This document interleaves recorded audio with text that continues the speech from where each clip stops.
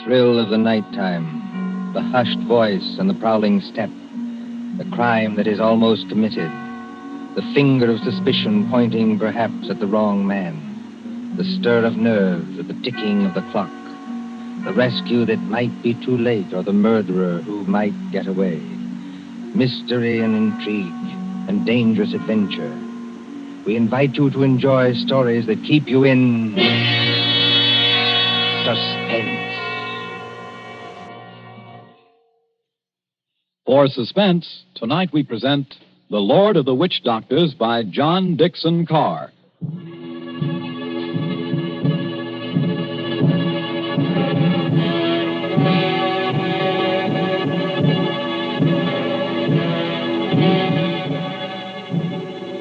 The drums were beating that night.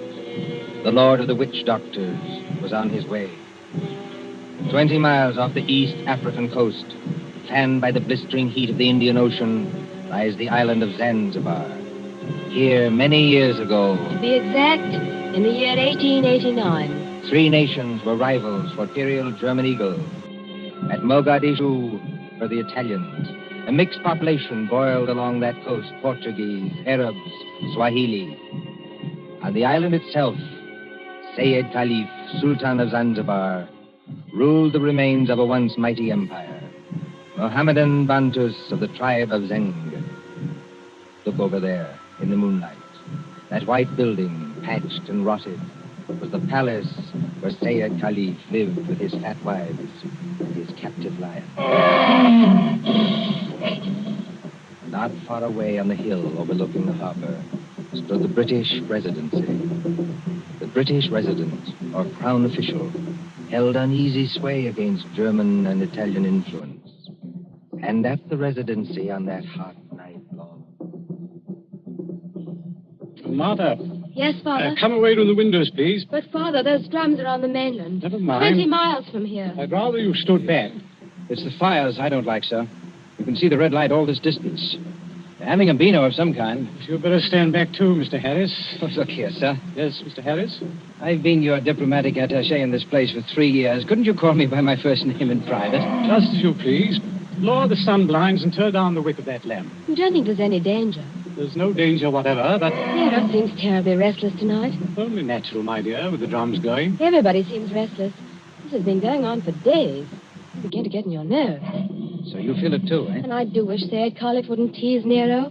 Jab at him with the meat fork and that kind of thing. If that lion ever got loose... Nerves, my dear, nothing but nerves. Let's face it, sir. There's something very queer going on over on that mainland. Well, suppose there is. All we know is what Nyoka knows. This great witch doctor, whoever he is, was making a triumphal progress to the coast.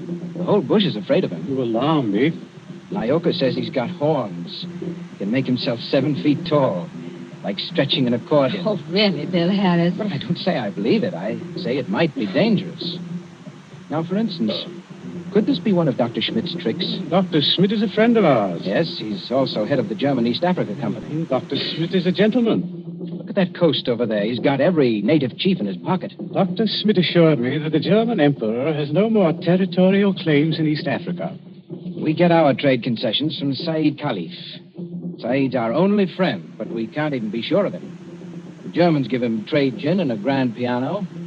The Italians give him 3 new wives for his harem. What do we give him? I have no instructions from London about the situation in this island. No. Somebody in Whitehall probably forgot to post them. For the last time, Mr. Harris, I will not hear His Majesty's government criticized like that. Sorry. These things take time. If there's any danger, we'll be notified in due course. Listen. Well, they're only our own natives. They beat their own drums, you know. Somebody went past that window. That's probably only Nyoka, my dear. Surely you're not afraid of our own servant. No, but I... Master! Nyoka, listen to me. Don't hang on to that big curtain. You'll pull it down. Now stand up straight and tell me. What is it? He here, Bwana. He here, yes, please. Who's here? Big witch doctor here, yes, please. He come up past in moonlight. He walk slow, boom, boom. He got big teeth eat with. He outside front door now. What was that? Drums have stopped. Nyoka's right, sir. We have got a visitor. There's somebody coming down the hall. Better turn down that lamp, Martha. I can't seem to find the lamp. My fingers are all thumbs. There's a revolver in the table drawer behind you, sir. I don't need it. Stand perfectly still, all of you. Now, please, friends all, don't be alarmed. Are you English? That's right, miss. Born and bred in Streatham. Which of you is the British consul? I am the British resident, sir. My name is Richardson. May I ask the meaning of this tomfoolery? Well, that's just what I'm here to tell you. Or maybe I'd better show you. Now, observe me right hand. I hold it up so, and as I live, a lighted cigar. But perhaps the lady doesn't like smoking in the drawing room. Now, look here. There's nothing up my sleeves. I wouldn't deceive you for the world. I turn over my hand, and would you believe it? A glass of water. Is this man insane? Father, I think he's trying to tell you he's a magician. That's right, miss. Direct from the Egyptian Hall, Piccadilly. Animal taming and magic. That's my line. Then you're the famous witch doctor that's got all the natives in an uproar? Nobody else, young fella. Yes, well, you tell us what you mean by this nonsense. Scaring everybody when there's no danger. No danger. I suppose you haven't heard about Sayyid Caliph and his Gatling guns? Gatling guns? Kindly presented by Dr. Otto Schmidt. And believe me, all you've got is an appointment with a Gatling gun, unless my nonsense steps in. Here, take a look at this. But you can't be from the British Foreign Office. Well, that's just what I am, Governor, and going up in the world, don't you think? By the way, I'd better give you your instructions. The envelope's pretty dirty and a little bit smelly from being under my furs and devil paint, but... Read it, sir. Go on and read it. Foreign Office, Whitehall, British Consul, Zanzibar. Bearer of this letter, the Great Mephisto. That's me. Real name, Barney Dick. They must be out of their minds. Are they? Listen, old man. I've been 3 weeks in that jungle with a Swahili interpreter. I've been bitten and stung and fried to death. But Schmidt or no Schmidt, I've got those native chiefs just where I want them. You see what happens when I announce I'm a friend of the Great White Queen? Why, you'll have 'em eaten out of your hand. Well, that's true. And all we've got to do is get around Sayyid Caliph here on this island. But do we need to get around him? The young lady, be good enough not to speak until you're spoken to. Oh, I'm sorry, Father. Sayed may be lazy and as fat as a hippopotamus. He's rather a fine old boy. Is he? You said something about Gatling guns. Now, listen. Here's the game. Father, I don't like this. I've never heard Nero as restless as that. Never mind, Nero. Go on. Well, I came over here tonight in a steam launch. Tomorrow I'm paying my state visit to the great Sultan Sayyid Caliph. Now, you present me as your friend and the friend of the Great White Queen. And I do my best tricks at it. Is anything wrong with your native boy?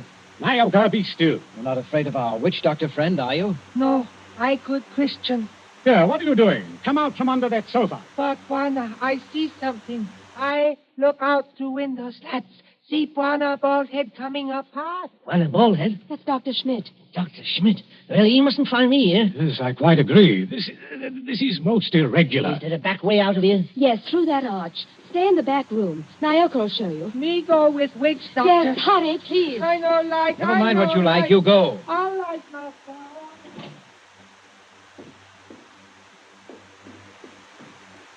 It's all right, they've gone. Yes, about time, too. Well, good evening, Dr. Schmidt. Pleasure to see you. Always a pleasure to see you. Ah, my friends, I wish I could say it was such a pleasure to see you. Isn't it, Doctor? This at any time but now. Do not mistake me, I beg of you. No, it is that confounded line, Nero. Always I say it will happen, and now it has happened. What about Nero? My friends, I regret. Yes, meat is killed. Yes, tasted blood. What's that? You permit that I sit down and take off my sun helmet. I am not young, and I'm tired.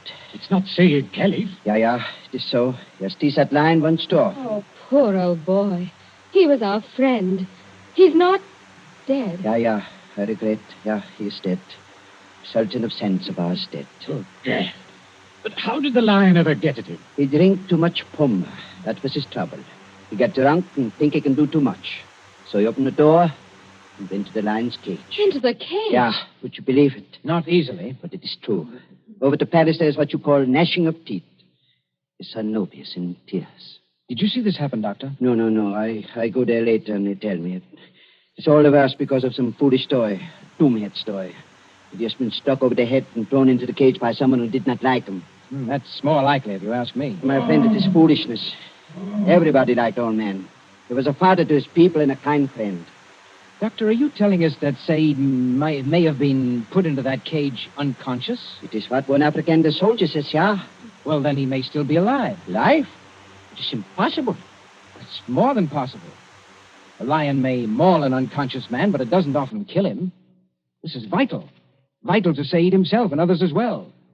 You're a doctor. Can't you go and make sure? My friend, I regret. I am not that kind of a doctor. Harris, you may be right. I think I'd better go myself. Is this a good idea, sir? I'll stay here and entertain Dr. Schmidt.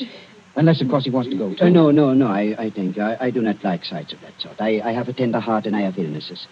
Besides, you can do nothing. I tell you, he is dead. Yes, we'll see. Martha, you'd better come with me. Your nurse's training may be of some use at last. Of course. Hadn't we better go the back way and speak to Nyoka? Yes, Nyoka mustn't be troubled in that back room. A very good evening to you, Dr. Schmidt. Mr. Harris, they have good hearts. They're so foolish. I would give my own right arm to that poor man. But, well, we must have philosophy. We must cheer up and bear it. Yes. Now, Doctor, we're all alone. So we are. We must sit down and have a nice, comfortable chat. Yes? Definitely, yes. Oh. I wanted to have a word with you anyway. Ah, so? About what, Mr. Harris? Oh, various things. I am happy to give you all the time in the world. I like talking to young people. It makes me feel young again myself. Like, Nobi? Nobi? Said Khalif's eldest son, the new Sultan. Ah, one fine young man. Or a savage. Yes, but weak, easy to manage, and very fond of his father, too. It's a wonder he didn't have the lion shot after they got the body away. Shot with what, my friend? I beg your pardon, Emil. I do not consider the matters funny. No. But shot with what? These brutes, they have nothing but loading muskets. Kill Nero with those? Suppose they had Gatling guns. Pardon? Just suppose that, of course. Of course. Well? Ah, my friend. Gatlings would be of no better use. You only wound. To kill a lion, you must reach the eye or heart with a high-powered bullet. What is the matter with us? Why are we talking of these things? Talking of death, you mean? Of Said Khalif, who gave all the trade concessions on Zanzibar to the British? My friend, I was talking about express rifles. Look here, don't you find it warm in here? Yeah, a little. Yes, it smells of animal's fur, doesn't it? I'll just raise those sun blinds. No. You must not trouble yourself to do that. It's no trouble. I beg of you not to trouble. It is not necessary. Doctor, you've been mopping your forehead ever since you've been here. A little fresh air never hurt anybody. Here. Isn't that better? Much. Why not sit down, my boy, and we have a nice chat? Fine enough night. No smell of the animal's cage here. My friend, you talk like a hunter. Yes. Or a victim. Yes. A fine night. At least for this part of the world. Fire's still burning on the mainland. I wonder if that's a good sign. Of what? I wish I knew. And the sea is like skim milk under the moon. And, good Lord, What is it? What makes you jump? look there, in the harbor. My friend, I see nothing. Perhaps if I take off my spectacles and Why, man, you must see it. In the harbor, out at the left there, beyond the shadow of those big palm trees. Don't you see our riding lights? It looks... By George, it is. It's a warship. It is only a German gunboat, my friend. Only a very little German gunboat. German gunboat. My friend, you must not be so distrustful. That is not kind. Let me get a telescope. But I tell you who she is. It is nothing. She is on what you call a goodwill tour. You're not angry. Angry? My friend. Well, I did not know. I could not guess. That is, England is our heart understands. We know that ourselves. I tell you something in confidence. The Germans are sensitive.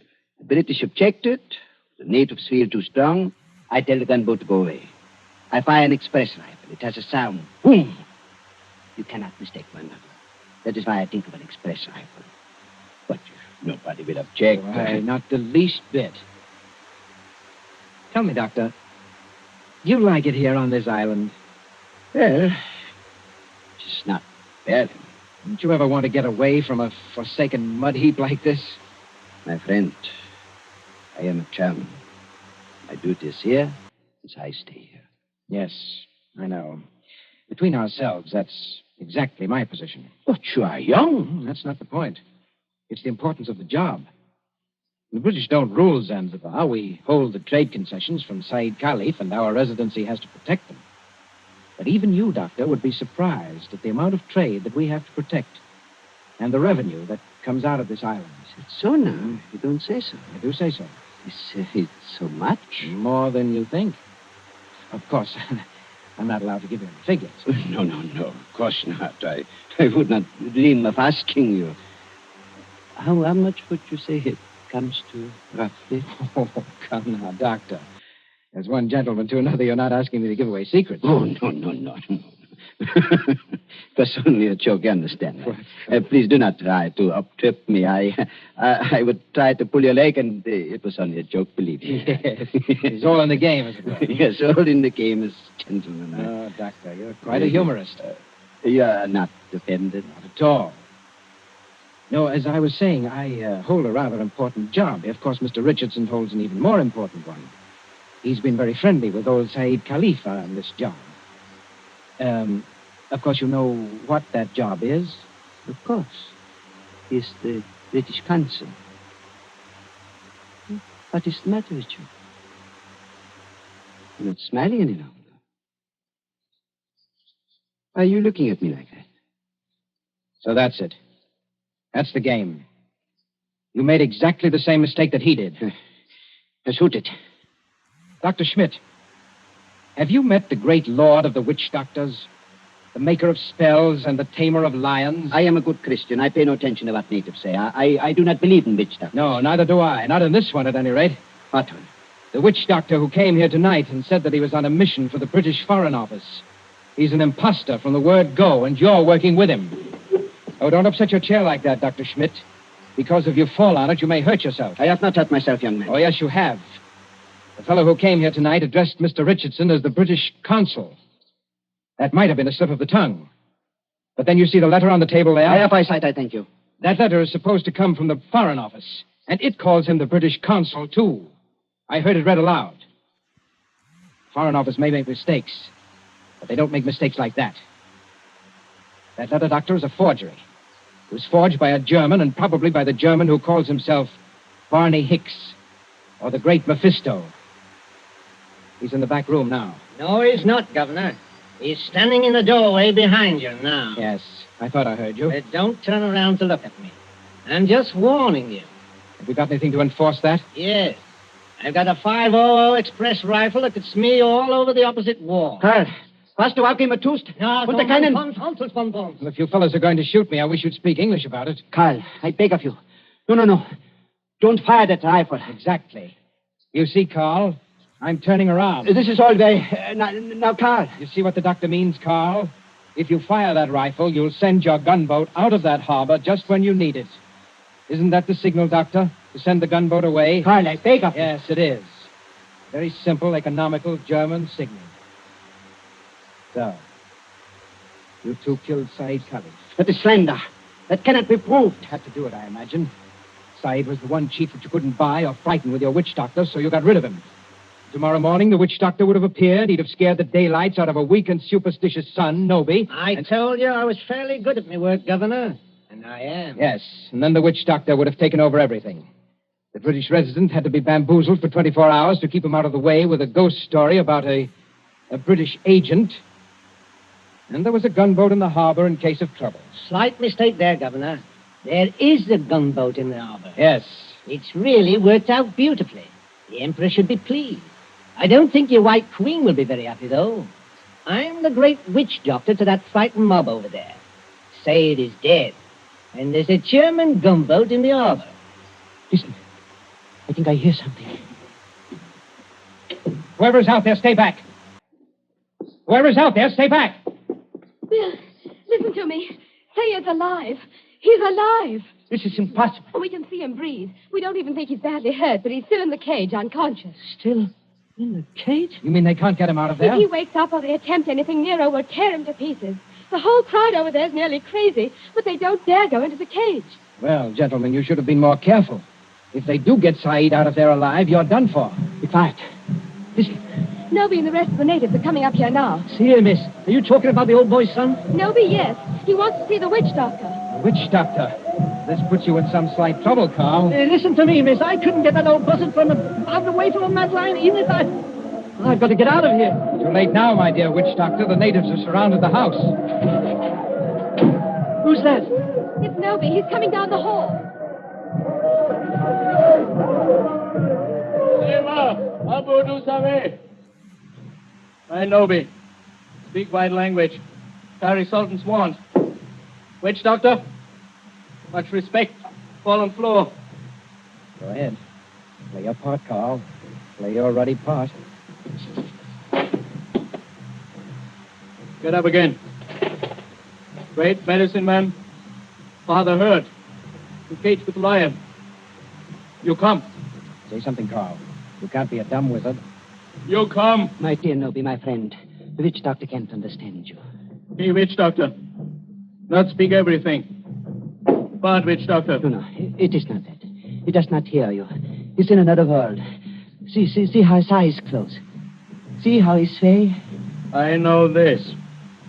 He saved my father. Or maybe all of you. We will kill all white people here. Witch doctor saved my father from lion. You come. Nobi, listen to me. You needn't worry. The great witch doctor can save your father. Go in cage? No, not go in cage. Strike with fire? Yes, that's it. Strike with wizard fire. Open heaven. Flash great light. Nero scream and die. Father saved. Carl, you must not save him. If he remain alive, he will talk. Then the natives will know. You not want to save father? The witch doctor does want to save your father, Nobi. You see that gun under his arm? Gun? Gun no good. Not use gun. Only wound lion. Lion in pain kill father. No, that's not like your muskets, Nobi. It's an express gun. It's a magic gun. Magic gun? Listen, Nobi. Magic gun save your father with one shot. Just like that. Lion fall over dead. Your father well again. And our friend. We use gun. Give me gun. No, you could not use it, Nobi. The witch doctor can use it best. Tell him to use it. Tell him to be sure that he hits the lion. Now, look here, Harris. I've had enough of this. Yes, Nobi. If he wants to hit Nero with that white fire, he can strike the lion dead before you could wink your eyes. Then do. You better try it, Carl. And you better not miss him, or you know what'll happen to every white person in this room. My hands are shaking. Magician with shaky hands, that won't do. I take your shoulder. You follow. Yalla, Ngombo. All come.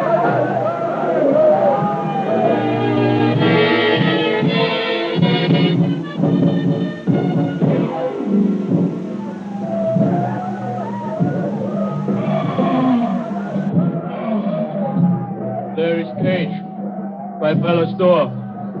All caught over river, bright as day. 1,000 torches, all make light. Now do. Now do. See how quiet they get when Nobi raises his hands. So are we. Oh, do it. Better. I told you that. We're out of hand now. If you miss, you're no witch doctor. And if you had any thought of hitting Saeed instead, just imagine what they do to you. I can't see. These torches blind me. You do. I think the old man's moving. If he stirs, the lion will kill him. You know what that means. That's right. Up with a rifle. My hands are shaking. Be careful of your sights. It's a point-blank shot. No. Allah, who called? All right, Leslie. The lion is dead. They can go in and carry your father out now. Lion dead? German magic is great magic. Yes, Nobi, it is. But English magic is greater. English magic. Better than German magic? Yes, Snowy. I'll prove it. Turn around. Look out towards the harbor. I stand here. I wave my hand, like this. Nothing up my sleeves. I wouldn't deceive you for the world. I wave my hand towards the gunboat in the bay. The gunboat sails away. English magic, Noby. English magic.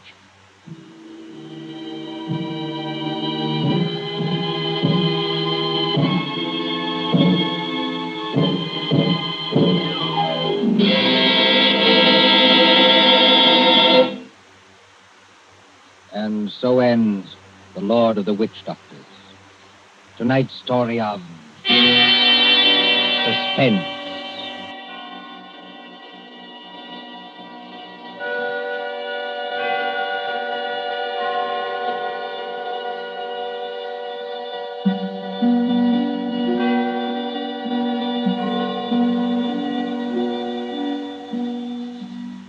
Next Tuesday, when CBS again brings you Suspense, our story will be The Devil in the Summer House. The broadcast for next week only is scheduled for 10 p.m. Eastern Wartime, a half hour later than usual. William Spear, the producer, John Dietz, the director, Bernard Herrmann, the composer-conductor, and John Dixon Carr, the author, are all collaborators on Suspense.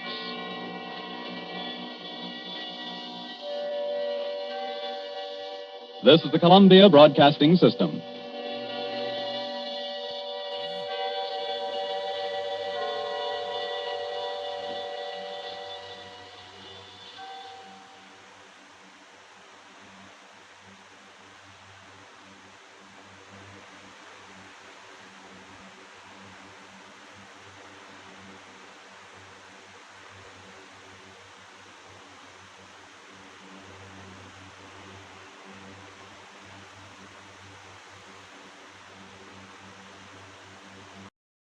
Now, Roma Wines present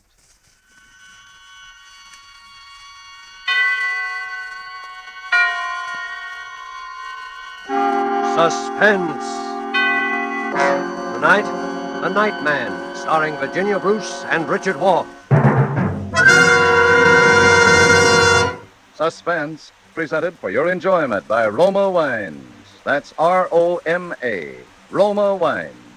Those excellent California wines that can add so much pleasantness to the way you live, to your happiness in entertaining guests, to your enjoyment of everyday meals.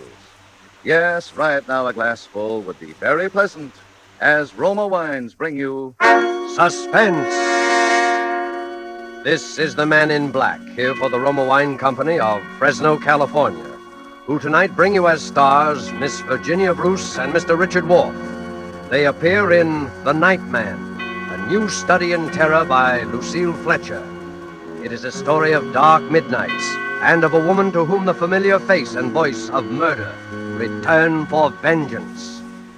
But before we raise the curtain on our suspense play, here is a message from Roma Wines. In many foreign countries where discerning tastes have found Roma wines, they are an inexpensive luxury, imported and treasured. For Roma wines are in every sense fine wines from the choicest vineyard country of California. They are products of age-old winemaking skill, aided by modern quality controls and tests that assure unvarying excellence of taste and character. Yet, Roma wines cost you mere pennies a glassful. Such enjoyable flavor and constant quality, such low cost, such high wine value, have made Roma by far America's largest selling wines, enjoyed by millions with meals when entertaining any time. Try Roma wine yourself.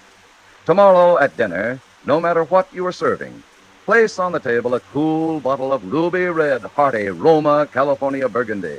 See how much new zest it adds to food, how it makes a real occasion of even the simplest meal.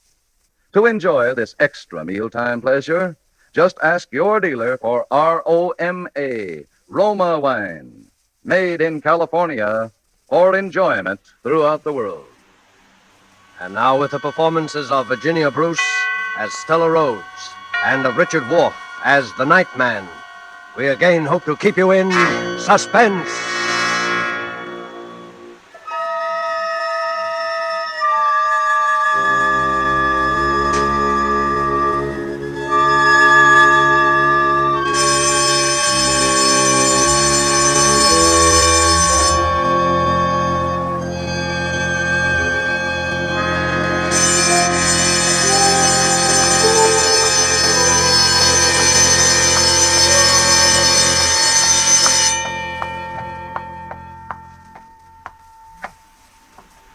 Warden Graves. Yes, Miss Rhodes. Sit down, won't you? Thank you. I hate to disturb you like this, but I've traveled clear across the country. They wouldn't give me the information over the phone. I know. You know what this visit is all about, Warden. To some extent, yes. You think one of our prisoners, Tom Nixon, has escaped. He has escaped. I'm as sure of it as I'm sure of sitting here now. I saw him at large in New York City 2 days ago. You knew Tom Nixon well, Miss Rhodes? Knew him? He was my mother's murderer. My mother was Mrs. George Rhodes of Huntington, Long Island. She ran a boarding house there. He killed her on September 18th, 1933. We have all the records of the crime, Miss Rhodes. Tom was Mother's chief boarder for 10 years. Know him? Why, I sat opposite him at dinner table from the time I was a girl of 15. I knew him as well as I knew Mother. I'd know him anyway. I see. And now he's at large. He's free. He's escaped this place. Maybe you're not aware of it. Maybe even his fellow prisoners aren't aware of it. But he's wormed his way out. And he's after me. He's after me. Oh, now, my dear young lady. Warden Graves. 10 years ago, when Mother was found murdered, I knew it couldn't have been anyone but Tom. I testified against him. I was practically the only witness at the trial. And when they sentenced him here for life, he swore to kill me. He swore in the open court to get even with me. For 10 years, I've lived in deadly fear. I've watched the newspapers for prison breaks. I've moved from house to house, made few friends. He's hung over me like a shadow. Even though I told myself he was locked up here forever. And now it's come. And where exactly did you see the prisoner, Miss Rhodes? That's just the point. That's why I know he's after me. I saw him in my own apartment house. Well. He has a job there, running the elevator at night. That's what makes it so horrible. I've never married, Warden Graves. I live all alone in a small 3-room penthouse on the 18th floor of an office building.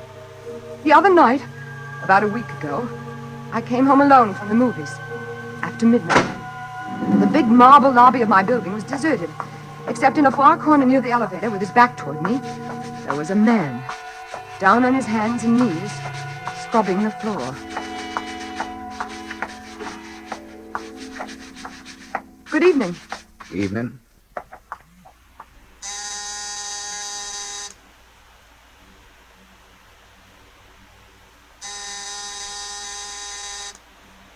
Well, where is everybody? Isn't the elevator working tonight? You want to go up in the elevator, Mum? Certainly. I'll be right with you. Okay, Mum. What floor? I was in the elevator. We had started to ascend before I really saw him. It was Tom. His hair had turned white, and there was a horrible stoop to his shoulders. But everything about him, the crook of his head, his high, thin, bony nose, the hollow cheekbones, were all the same. And then he turned and stared at me. I could see those deadly, pale, cold eyes, those heavy eyebrows, still black, that familiar, quiet, sarcastic mouth. What floor, Mum? Oh, my floor. Yes, the penthouse, please. Penthouse? Where's that, on the roof? Yes, on the roof, please. 18th floor. Okay. Warden Graves. It was like being in a cage with a wild beast. He kept watching me, peering at me furtively as the elevator moved with agonizing slowness up and up past the floors. I shrunk back, averting my face. The light in the car was dim. My only hope was that he did not recognize me. Here's your floor, miss. Thank you. Good night. Good night. Good night. You can go back down. I don't need anything, thank you. What's the matter? Forgotten your door key? No, it's right in my bag. I'll find it in a minute. You want me to let you in? Let me in? No, good Lord. I got pass keys to all the doors. It's no trouble. No, thanks, but No, I have it right here. Good night.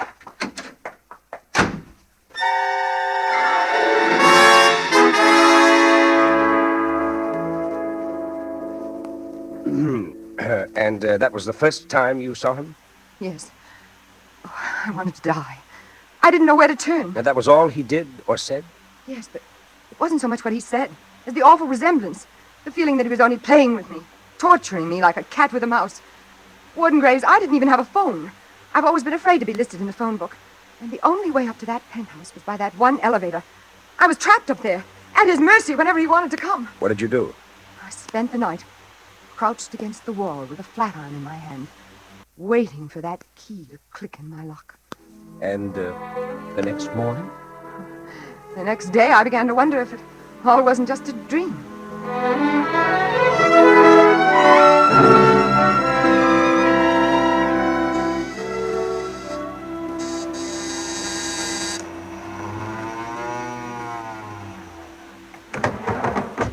Good morning, Miss Rhodes. Good morning, Gallagher. Lovely weather we've been having, lovely, dry and brisk, but not too brisk, not overcoat weather yet. No, not overcoat weather yet. I was only saying to Foley this morning. Gallagher? Yes, Miss Rhodes, yes. Who's that new night man running the elevator? The one who came on last night? Oh, Foley? You mean Foley, Miss Rhodes? Why, that's Charlie Foley. Nice old chap, ain't he? Very friendly and obliging, too. Treated me to coffee this morning before I came on. Charlie Foley? Yep, that's his name. They're very partial to the Irish here in this building. Gallagher, Foley. But he's a nice, trustworthy chap, Miss Rhodes. Honest, too. Good morning, Miss Rhodes. Good morning. Forget something, Miss Rhodes? No. Just about this Mr. Foley. It's just that he's rather, odd-looking. I was wondering where he came from, and if he's perfectly all right. All right. Let me tell you something. He was personally recommended by Ellsworth, Hitchcock, Pearson, and Scott, the owners of the place. And that's the first time that's ever happened in my experience. Don't you worry about him, Miss Rhodes. He's a good man, member of our union, and married with 2 children. Believe me, when the owners recommend a man. Well, it all sounds like a foolproof alibi, Miss Rhodes. And so you went back? I didn't want to, even then. I spent the day hunting for another apartment. But you know wartime New York, Warden Graves.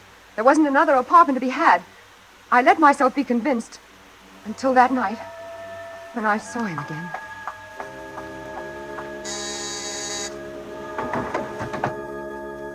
Good evening, Miss Rhodes. He called me Miss Rhodes. And now there was a cruel, sarcastic smile about his lips. The kind of smile I'd seen him give to Mama. You think he recognized you then? Recognized me? Warden Graves, I haven't changed. Perhaps I've grown a little thinner. Don't you see he'd come there only to trap me? He'd taken that particular job, plotted, schemed. Here's your floor, Miss Rhodes. It was only a question of when. When he was going to do it. When the axe was going to fall. He kept grinning at me as I stepped out of the elevator. Good night, Miss Rhodes. Good night.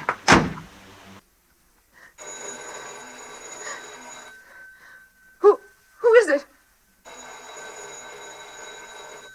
Who's there?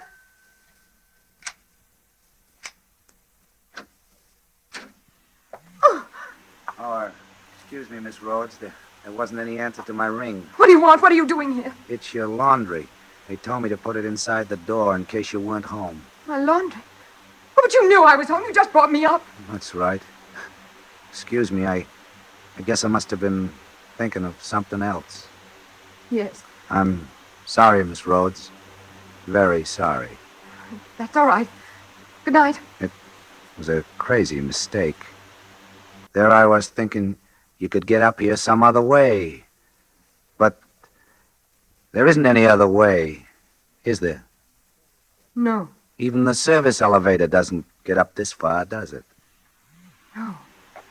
It's just like you're all alone here. Alone.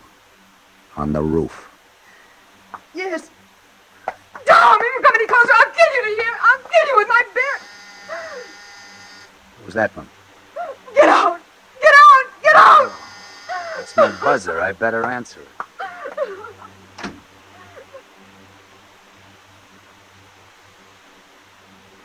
And then what happened? Nothing. He came back again that night? No. I haven't seen him since. I barricaded myself in that night. Once it occurred to me that I might escape by running down 18 flights of fire stairs. But the thought of meeting him back in the gloomy darkness kept me back. I didn't know where the fire stairs ended. Perhaps in the cellar, where I would be utterly defenseless. It's too bad you don't have a telephone. Oh, it's horrible. The next morning, I got down to the public phone and put through the call to here, but it wasn't any use. That was the day I was out of town. Yes, but Warden, I still don't see why they couldn't have told me. After all, I was giving them information. It's one of our strictest regulations at Osawatomie State Penitentiary never to discuss any of our prisoners over the telephone. That's what they said. So you came all the way out here in person? Yes. And now you wish me to send someone to apprehend this man? I want you to bring him back, that's all. Back where he belongs. Miss Rhodes, Tom Nixon doesn't need to be brought back. He's here. Oh, no, Warden Graves. Please, I've seen him with my own eyes. Talk to him face to face. Maybe there's someone here calling himself Tom Nixon, but he's escaped. He's free, I know it. Will you just step this way with me, Miss Rhodes? No, I don't want to see him. I don't want to see his cell or talk to anybody or... Tom Nixon's dead, Miss Rhodes. He's buried in the prison yard. I'd like you to see his grave.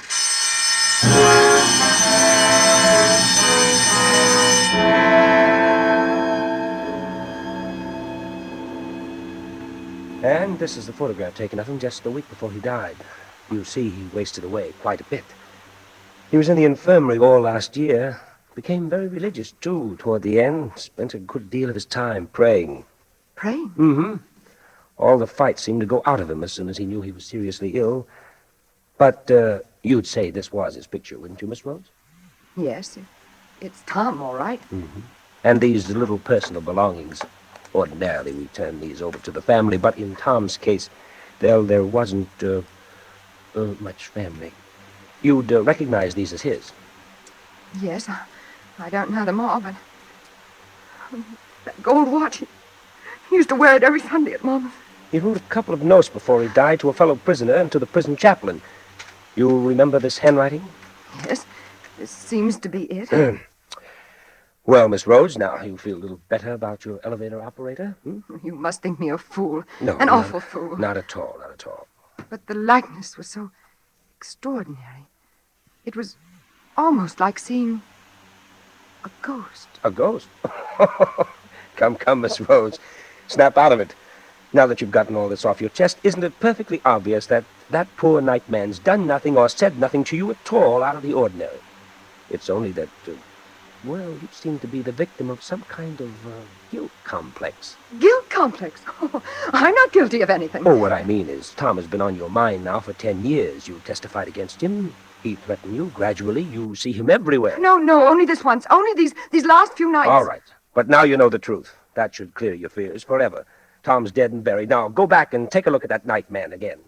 Now that you know Tom's dead, I'll lay odds the whole resemblance will vanish. Well, I hope so. My advice to you, Miss Rhodes, would be to go straight home. Use that elevator as much as possible. Get acquainted with this Foley fellow. For your own sake, try to get the better of these hallucinations. Otherwise, you'll start seeing poor Tom everywhere you turn. Well, I'll try, Warden Graves. Well, thank you. You've been very kind. Not at all.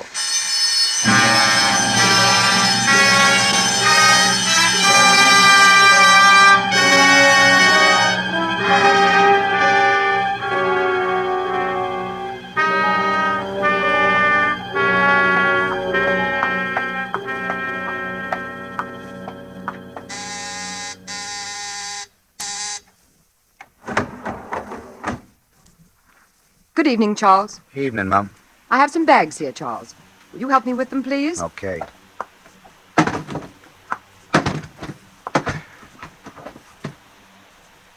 That all, Mum? Yes, thank you. This is for you, Charles. No, thanks, ma'am. I never take tips. It's all right. I'd like you to have it. I'm sure the superintendent wouldn't mind. The superintendent hasn't anything to do with it. Well, aren't we going to start? Yeah, in a minute. Been out of town? Why, yes, I have. You've gone quite a while. I didn't see you for 3 or 4 nights. I was in the country, visiting a friend. Oh. Why, it's beautiful weather out there. The leaves are beautiful. I wouldn't know. You live in the city, Charles? Of course. Oh, Isn't it hard to bring up children in the city? Children? Yes. Didn't I understand Gallagher to say you had 2 children? Me? What chance I have to have any children? Oh, I'm sorry. I'm a bachelor. By the way, my name is not Charles. Well, guess this must be my floor. No, it's not. Then why are we stopping? The elevator's stuck. Power's been cut off. Cut off? Mm-hmm. Oh, but how could that happen? It's never happened before as long as I've lived here. Yeah? Well, sooner or later, I guess it had to happen. Isn't there some way we can get it back on? Some buzzer for the cellar or something? If the power's off, the buzzer isn't working. It's a wonder the lights are still on. The lights? Yeah. They'll go out in a few minutes, though. Then it'll be black in here. Black as a grave. Let's get out of here. Open the door. Can't. She won't budge. But you haven't even tried. I don't have to try. We're stuck between floors. The door's flush with a solid wall. Solid wall? Yeah. We're kind of bricked up in a cell. But there must be some way out of here. Isn't there a little door in the roof? Something you can pry open? Something you can climb up out of into the shaft? I don't see any. Oh, but there must be. Climb up and feel around before the light gives out. There's nothing to get hold of. It's nothing but steel and mirrors. And I'm not tall enough. Stand on my bags. That's a good idea. They'll never hold me. Oh, it's all right. Just hurry. Here. The Gladstone's strongest. No, never make it. Oh, but stand on your tiptoes. Stretch. No. Let me try. Oh, dear. No, I can't. I didn't think so. Oh, what are we going to do? What are we going to do? Wait. Wait. Wait until somebody comes along downstairs and finds the elevator stuck. And then rings up the superintendent. But that might be hours. Sure. No! Help! Help! Somebody help! Help! You're wasting your time. Everybody's left the building. I know because they've all signed out. This air shaft's thick. Isolated. Nobody's down in the basement. And there won't be any passengers ringing for an elevator this time of night. You seem awfully sure about all that. Why not? Cigarette? No, thanks. Do you think it's safe to smoke in here? Sure. And supposing it isn't? What's the difference? Here, have one. It'll soothe your nerves. No, thanks. The air's so close. Jumpy, ain't you? No. I suppose really there's nothing to be afraid of. Sooner or later, they'll come. Oh, sure. Eventually. It's just that this waiting, all these mirrors, and being stuck. You're not jumpy on account of me? You? Oh, no. No, of course not. But you were kind of jumpy with me the other night, weren't you? The other night? When I came into your apartment unexpectedly. That was a mistake. A mistake? Yes, I just thought you were someone else. A friend of mine. Someone I've always been afraid of. Oh. But now I've learned it couldn't be you because this friend's dead. Dead and buried. Dead and buried? Yes. What was his name? Maybe I know him. Oh! What was that? Only the lights. I knew they'd give out sooner or later. Oh, no! No, they can't!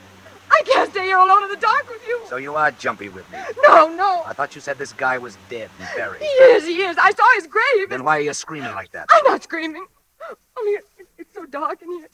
So close and creepy. What did you do to this friend that makes you so jumpy? Do to him? Nothing. I didn't do a thing. No? It was he. He threatened me. He was a murderer.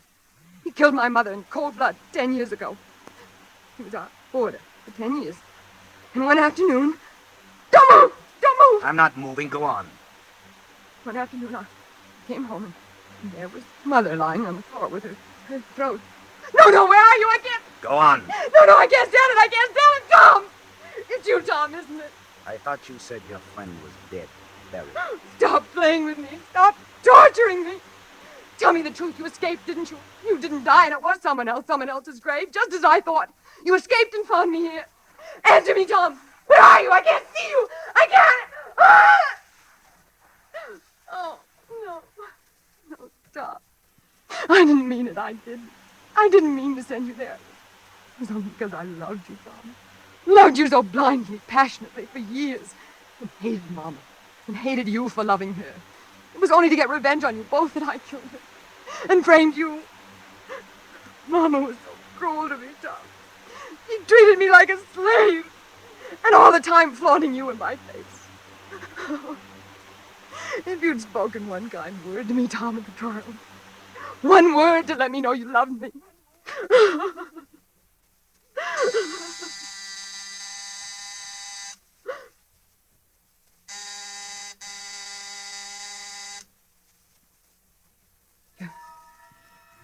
You're going to kill me, aren't you, Tom?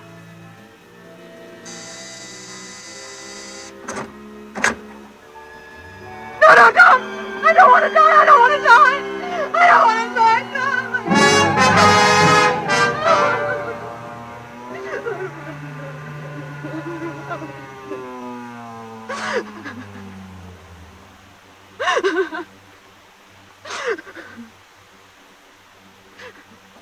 Here's the lobby, Mum. You can get out here, or I'll take you back up to the penthouse as soon as we've picked up the other passenger. What, the lobby? You brought me down to the lobby? Yes, Mum. Then you're not Tom? No, Mum. You're not going to kill me? I'm free? Yes, Mum. Then it was all just a crazy illusion. A nightmare because the power went off and you look so much like Tom Nixon. Oh, forgive me, please forgive me for being so absurd. It's okay. And you'll forget about those silly things I said, won't you? I didn't mean them. It was just because I was beside myself. What silly things, Mum? Those silly things about my mother and Tom. Now, this is for you. No, I insist this time. I insist. I'm sorry, Mum. But I'm afraid I never accept tips. Oh, but you must. Particularly from people who framed my twin brother.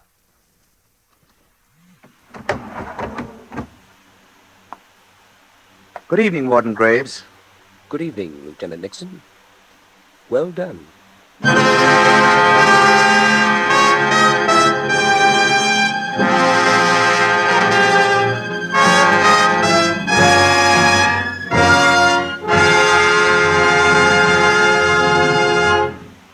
And so closes The Night Man, starring Virginia Bruce and Richard Wolfe.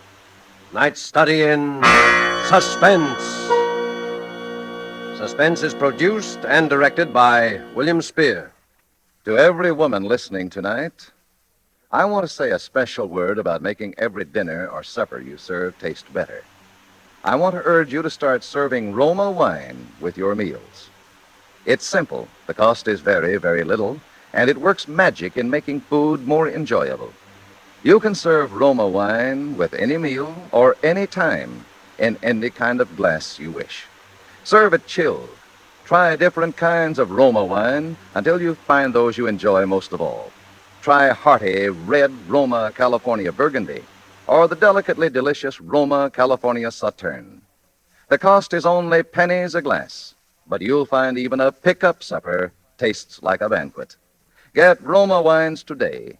If your dealer is temporarily out of them, please try again soon. Just ask for ROMA, Roma Wines, America's largest selling wines, made in California for enjoyment throughout the world. Richard Wolfe appeared through the courtesy of Metro-Goldwyn-Mayer, producers of Mrs. Parkington.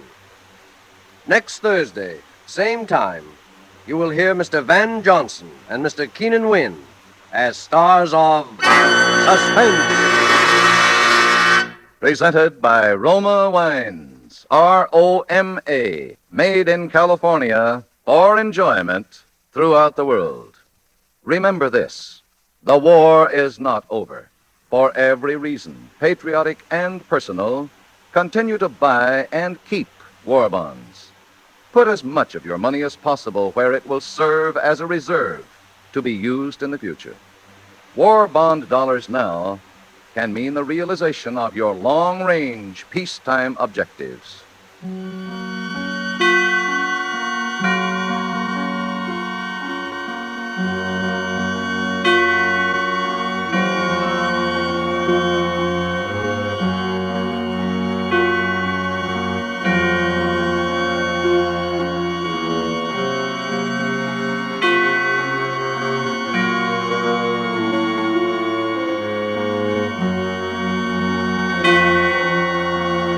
This is CBS, the Columbia Broadcasting System.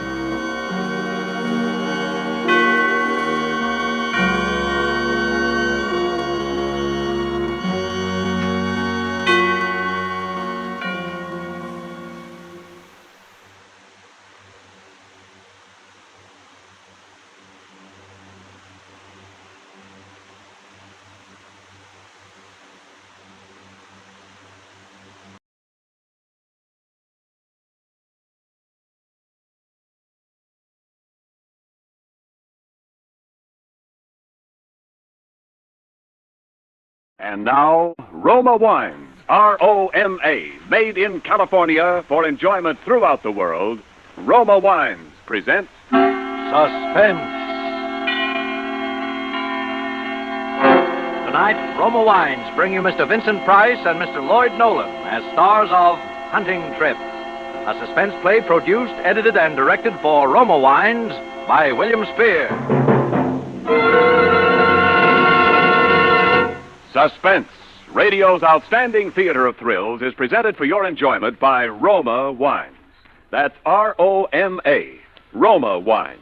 Those excellent California wines that can add so much pleasantness to the way you live, to your happiness in entertaining guests, to your enjoyment of everyday meals.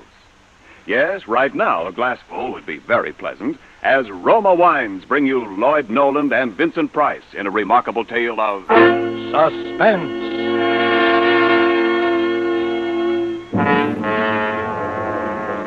It began with just a little hunting trip for the two of us, Eric and me. I hadn't seen Eric for several months, since before Karen died, in fact. When I bumped into him at the club, he suggested that we run up to his cabin in the mountains for a few days. Grab a bit of fresh air and relaxation, see if we couldn't bag ourselves a moose or a deer. And yet, almost at the outset, I had an uncanny feeling about that trip.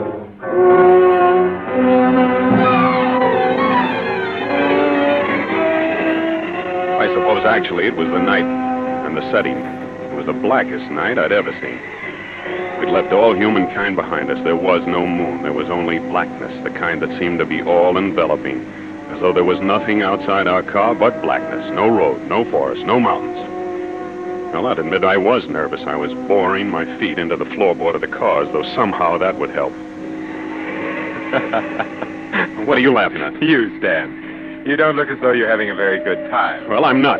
Frankly, shouldn't you be driving a little bit slower? Why? Why? Good heavens, Eric, if you make just one little slip at the wheel, we're done for, that's all. I doubt if they'd ever even find us down in those canyons. Nonsense. I know every crook and turn in this road. Oh, yeah? I don't think you're much of an outdoors man, Well, Stan. maybe not. I love this kind of country in the daytime, but I'll confess I'm not so keen on it at night. I don't like what I can't see. Funny, I'm just the opposite. There's a challenge in the darkness that stimulates my senses. It's exhilarating. It stirs my imagination. Well, sure, I suppose it would. But I'm not equipped to grapple with the mysteries of the universe. Stan, you're much too modest. You always were. You've gotten out of life pretty much what you wanted, haven't you? Well, yes, I suppose so. Now, then don't always be belittling yourself. It's an effective technique, Stan, but I'm on to you. You're as clever as the next fellow, in your own way.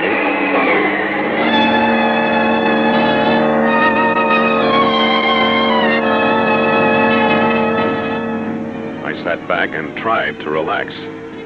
Things weren't quite as Eric had pictured them. I was born with a silver spoon in my mouth, as they say. Eric had come up the hard way. I was average and soft. He was brilliant and hard. We'd known each other a long time, going to school together, being in love with the same girl, Karen. When I married her, he was my best man, and yet I didn't pretend to understand him. He was still pretty much of a stranger to me. I glanced over his way. He actually seemed to be enjoying himself. It crossed my mind that he was rather enjoying seeing me in a bit of a lather, too. Well, it's not far now, just around the next bend. Well, thank the Lord. Well, am I amusing you again? No. I was just thinking what a perfect spot this would be for a murder. A murder? Honestly, Eric, I believe that's all you think about. It is almost. When I buy a newspaper, I read about murder the way you study the stock quotations. Murder is fascinating to me. I spend most of my time figuring out ways and means to commit murder. Now you're trying to sound like a mental case. Who knows? Perhaps I am. I have a mind. Well, here we are, old man. You see, I've delivered you safe and sound, all in one piece.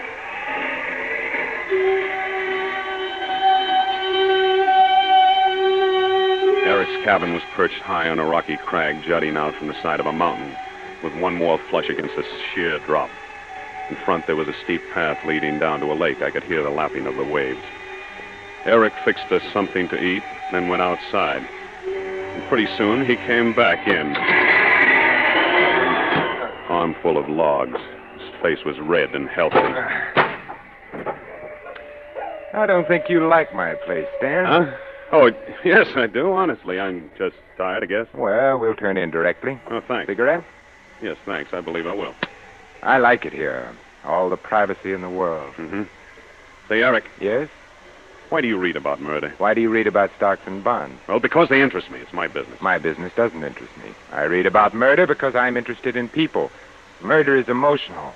When people are being emotional, you get to see more of them. Why are you so interested in people? Oh, I think I'm more curious than interested. Well, all right. Why so curious? Well, it amuses me. I find out about people. I write down what I find out, and I write my impressions of how those people will react to a series of circumstances. It's a good way to get rid of one's inhibition. Sort of a frightening hobby. I think stamp collecting is frightening. You're too darn clever, Eric. Why too clever? Well, I mean you see through people. Well, what's wrong with that, unless, of course, they have something they want to hide? Oh, I suppose it's all right, if your friends don't mind. Do you? Mind? No, heavens no. Why should I? That's right. Why should you? Well, how about hitting the hay? We have to be up early. We'll only get a few hours sleep as it is. That suits me. You sleep in my study, Stan. The bed's in there is a bit more comfortable. I'll bunk out here on the couch.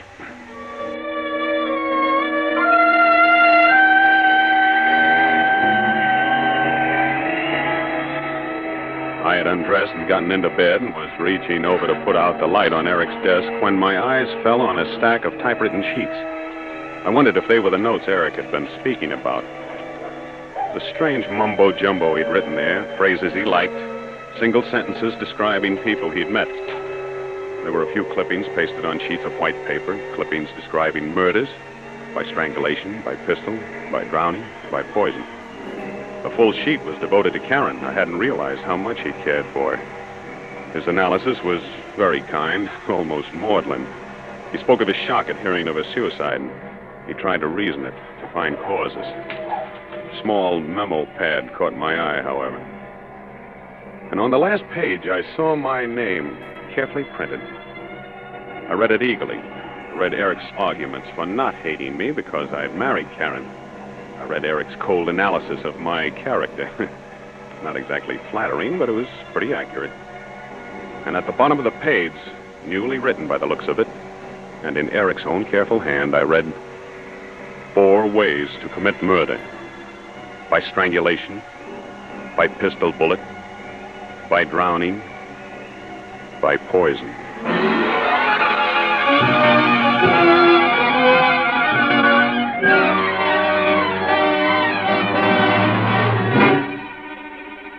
For Suspense, Roma Wines are bringing you Vincent Price and Lloyd Nolan in Hunting Trip by Paul Bernard and Lee Horton. Roma Wines' presentation tonight in radio's outstanding theater of thrills, Suspense.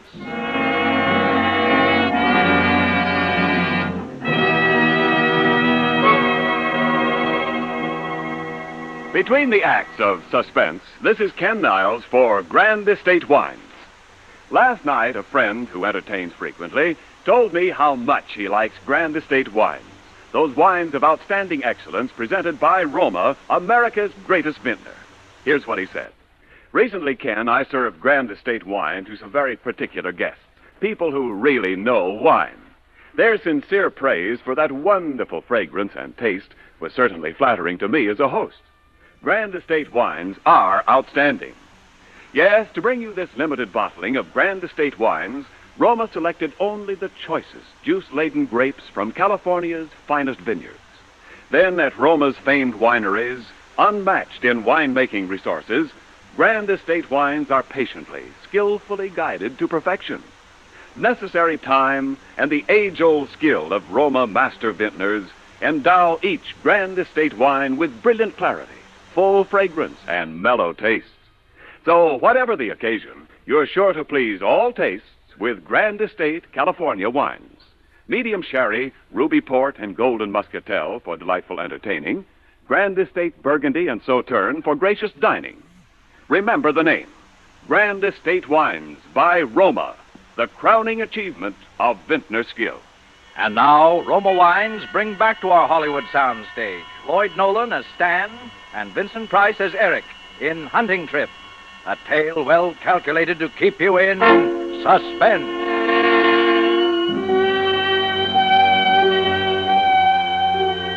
I suppose I slept that night, but it seemed as though I had only just dozed off when I heard the door open quietly. I opened one eye cautiously. It was still gray in the room, so I know I hadn't slept long. I was about to open both eyes to save Eric the trouble of waking me when I thought, he hasn't come to wake me. My mind threw two words at me. By strangulation. Before I had the chance to move, I felt his hands carefully on my throat. Don't! Why, Stan, what's the matter? I thought for a minute that... Yes? I guess I must have been dreaming. Nightmare. You grabbed hold of my hands like you thought I was going to strangle you. Oh, did I? What's the matter? Have you got a guilty conscience? Yeah. Yeah, I guess I have. What did you want, Eric? Time to get up. Oh, already? Yeah, that's right. I've got good news, too. I just spotted a likely-looking buck right across the lake when I went down for water. Oh, good. Well, I'll get breakfast going. As soon as you're ready. Yeah, be right with you. There's no rush. Take your time. Nice to have you here. Well, maybe it was the way that he'd said that, as though he'd really meant it. For a minute, I was convinced that I'd let my imagination run away with me. And as for putting his hand on my throat, that was an accident. He'd been groping for my shoulder. And then the next minute, I was asking myself, was it an accident, though? Suppose I'd really been asleep. Suppose I hadn't grabbed his hands. I still didn't know what to think. Well, I dressed, and we sat down to breakfast. Oh, pass me your cup, will you, Stan? I'll give you some coffee. There you are. Thanks. Sugar coming up. No sugar for me, thanks. Well, Stan, when are you going to confess? What do you mean, confess? Or shall I drag it out of you? What are you driving at? Oh, come now. You're not going to play the adolescent schoolboy with me. I swear, I don't I'm know. referring to the lovely young woman you've been seen dining with and taking to the theater. Oh, you mean Marcia? Is that her name? Yes. Well, go on. Where did you meet her? How? When? Is she wealthy? Is she as beautiful as they say she is? Come on. Let's have the sordid details. No, Eric, you're barking up the wrong tree. Am I? Oh, I'll admit I've taken her out occasionally, but it's nothing like that. Marcia. Do I know her? No, I don't believe you do. Isn't her last name Jenkins? Yes. Oh, of course I know her. That is, I met her. Or don't you remember? You introduced me to her yourself. Oh, did I? Yes, don't you remember? I ran into you at Silver's. You were buying perfume, and she was helping you select it. For Karen. Remember? Oh, yes. Now that you recall it. More coffee? Yeah, no sugar. Well, when we got to the lake, we bailed out the boat, loaded it, and pushed it out into the fog. It was still half light when we reached the other side, so we sat in the boat and lighted cigarettes, waited for the sun to come up. We'd been sitting there, just smoking, not saying anything, when he suddenly turned to me and said, You say that she'd been ill. Karen. Yes, she'd been ill for some time, Eric.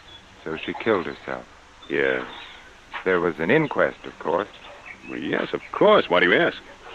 Look at that sun. Did you ever see such color?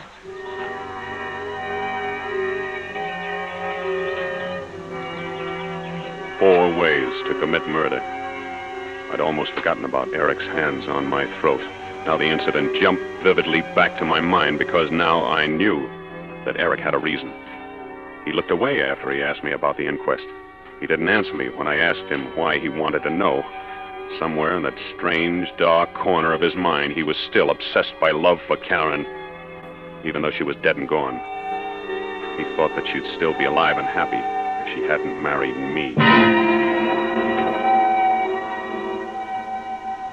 My legs were weak when he motioned me out of the boat. A deer blew somewhere near us. We stopped. Hey, did you hear that? Yeah. Listen. It's moving west. Yeah. Stan, you work west, just about half a mile or so ahead of us. You'll come to a clearing. Mm-hmm. Take your stand there. Right. I'll strike north and west and then work toward the clearing. Good hunting. This is it, then, I thought. He'll hide somewhere along the way to the clearing and shoot me in the back. Now that I knew what to expect, I felt somewhat relieved. At least I'd be ready for him. Nothing happened until I'd nearly reached the clearing. And then I got the feeling that someone was walking with me, timing his steps with mine. I stopped and listened. I don't know how long I stood there, my rifle gripped in my hands. But suddenly, instinctively, I wheeled around. A shot whistled over my head. Then I saw a buck running across the clearing. He'd shot at me and missed.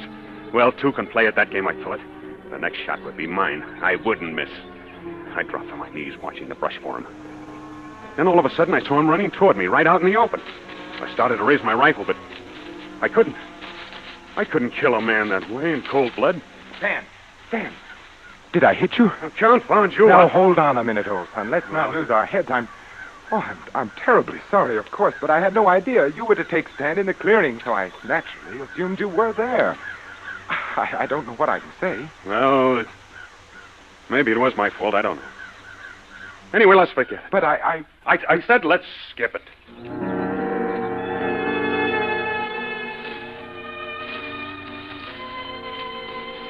I stuck close to Eric after that. I gave no more opportunity for a shooting accident.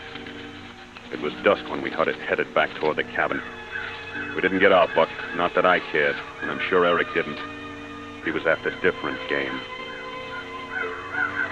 Then I saw a boat on the beach. By drowning.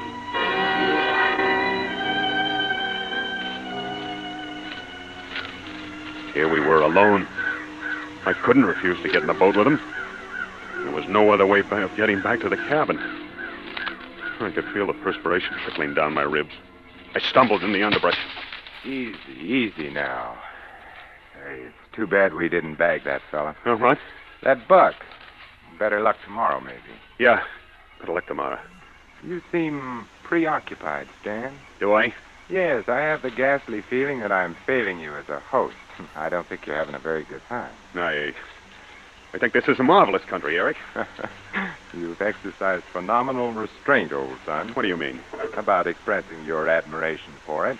I'd never have suspected that you liked it so much. That remark called for some sort of an answer, but I wasn't equal to it. Fortunately, I was spared the necessity. We reached the lake in the boat. Then we tossed our guns into it. Eric started to push out to the shore. Hop in, Stan. Easy does it now. Hang on to the oars, will you, while I climb in? All set? All set. Splendid. Here, now, you better let me row. I know this lake. There's some treacherous spots in it. What do you mean? Oh, some nasty boulders sticking out. Some of them that aren't easy to spot. Come too close to the surface for comfort. I see. If we were to hit one of them, we'd turn over in a hurry. You don't swim, do you, Stan? You know darn well I don't. Oh, that's a shame. It's a mistake not to learn to swim, don't you think?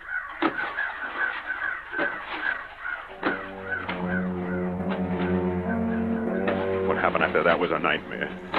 He rowed. I sat there, paralyzed. I couldn't move. I couldn't think. I knew I should do something, but what? I stared at the water till I was blind, looking for rocks. Eric's face was a blur. He just smiled, rowed and talked. His voice sounded hollow, unreal. You're shaking, Stan. Is something wrong? This lake's plenty deep. Lots of fish in it, too. Maybe we can do a little fishing.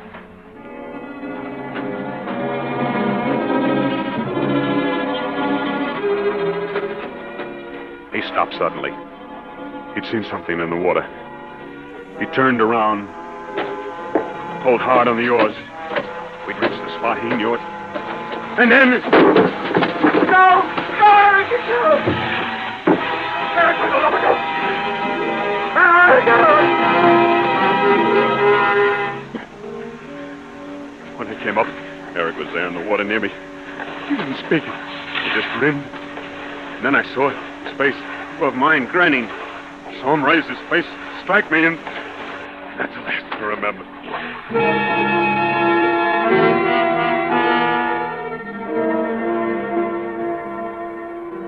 When I came to, I was lying on the beach, and Eric was standing over me, smiling. Well, hello. How are you feeling? Okay, I guess. Say, you're a tough customer to rescue, old son. You put up quite a fight. I'm sorry. I thought that maybe... don't try to talk now. You've had a pretty bad time. Take it easy. Well, it was all clear to me then. Eric had saved my life. It had been accidental, the shot, the boat turning over. He didn't want to kill me. A man doesn't save you from drowning when he wants you dead. But it had all been my imagination, a nightmare. Oh, the relief that flowed through my body was almost too much for me. It would... Well, there aren't words to express how I felt.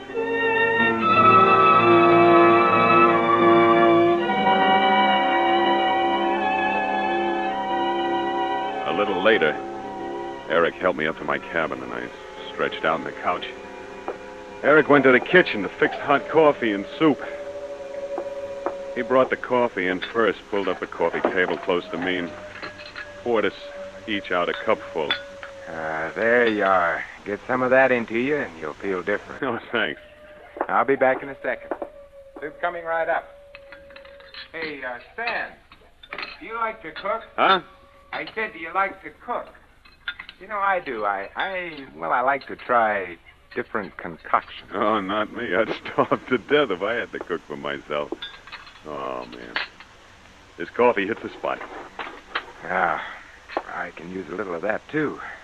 It sure does warm the innards, doesn't it? Mm-hmm. I got a little chill. Nothing like a cup of coffee, I always say. That's what I always say, too, Stan.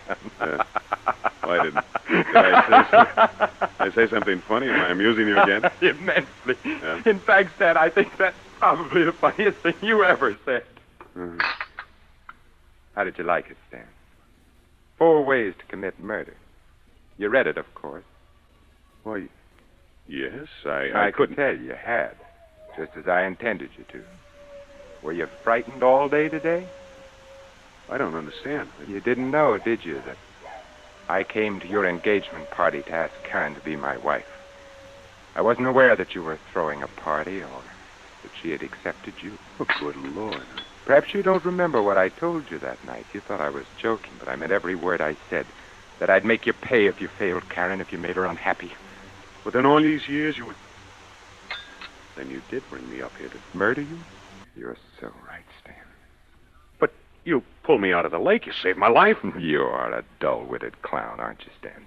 Don't you know me better than that? Did you think I'd kill you in the manner of a homicidal moron? Oh, no, Stan. But you did take a shot at me. Oh, yes. That was the second way. The first way was by waking you up by the throat this morning. The boat tipping over was the third way. And now I suppose we've reached the 4th way. Your brilliance positively staggers me. You can't get away with it, Eric. Oh, yes, I can. I have. You see how intently I'm watching you? I'm waiting to see you fall. You're going to die, Stan, just as Karen died. What do you mean? In the coffee, Stan. That's right. Your coffee's poisoned, just as you poisoned her coffee. Only yours is a slow poison. Poetic justice, don't you think? You poisoned my coffee? Yes, I wore down your guard. I planned it so that by now you would trust me. You would have faith in me. You poisoned my coffee? What have you... I didn't drink my coffee, Eric. I changed cups with you. There was sugar in my cup, Eric. I don't take sugar in my coffee, Eric. So I changed cups with you. I didn't mean to do it, Eric, but... I don't like sugar in my coffee.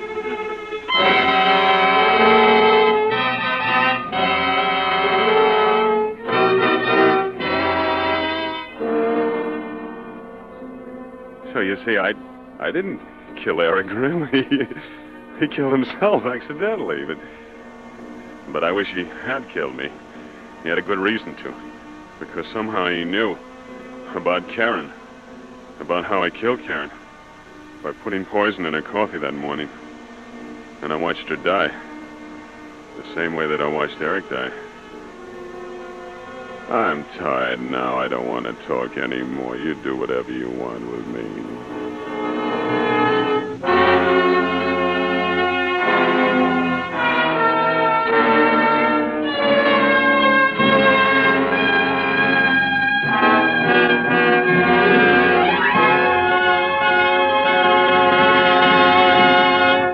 Suspense. Presented by Roma Wines. R-O-M-A, made in California for enjoyment throughout the world. And now, our two distinguished stars, Lloyd Nolan and Vincent Price, are returning for a curtain call with William Spear, our producer-director of Suspense. Mr. Spear is carrying two large gift baskets of Grand Estate California wines. Lloyd and Vincent and Lloyd, just to keep the billing straight. We want you each to have a basket of these Grand Estate wines with our compliments for a thrilling performance. Hey, thank you, Bill. Hey, this is quite a selection. Certainly is. My thanks, too, Bill. Well, there must be a Grand Estate wine for every occasion here. I guess there is, isn't there, Ken? Well, there is indeed, Bill. Even my favorite, Grand Estate Medium Sherry. A truly versatile wine, Grand Estate Medium Sherry is delicious as an aperitif before dinner. Delightful for afternoon or evening parties, too. And, of course, like all Grand Estate wines by Roma, Medium Sherry possesses the brilliant clarity, full fragrance, and mellow taste that distinguish truly great wines. That sounds wonderful. Well, yes, Mr. Nolan, and you can be sure that any Grand Estate wine you serve represents the ultimate in wine goodness, the crowning achievement of vintner skill. That's why Grand Estate wines, presented by Roma, the greatest name in wine, are the choice of discriminating wine users everywhere. Well put, Ken. Vincent, what's new and startling over on the 20th Century Fox lot? Well, they're pretty excited about Darryl Zanuck's film version of Mom's The Razor's Edge, which is just finished up shooting. And I guess the picture that they like best among the current releases is Florian David. You're on loan out just now, away from the home lot, aren't you, Vincent? That's right, Bill. And Lloyd is, too. Yes, sir. I will be in a couple of weeks. Right now, I'm just loafing, grabbed a little fishing, took a hunting trip up north. You wouldn't want to go on a hunting trip with me, would you, Lloyd? No, thanks. I had plenty of that tonight on Suspense. Bill, who's on the show next Thursday? It's Dane Clark in a suspense play about a gunsel, a professional murderer who doesn't know he has any emotions until he finds himself falling in love with the wife of a man he's killed. Sounds wonderful. We'll be listening, ain't Lloyd? Oh, yeah, sure thing. Swell. Well, then, if you two will relieve me of these baskets of Grand Estate wines before my arms give way and there's a loud crash. Thanks again, Bill. Well, good night. Good night. Next Thursday, same time, listen to Dane Clark on Suspense. Presented by Roma Wine Company of Fresno, California.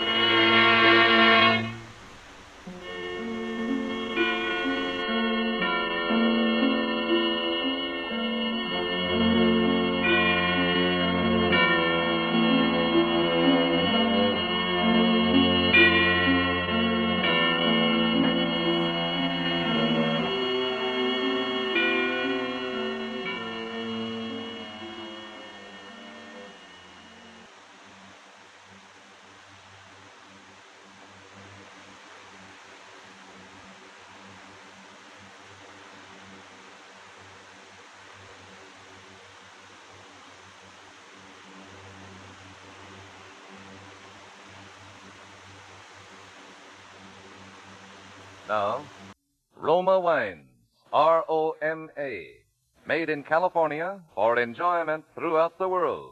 Roma Wines present Suspense.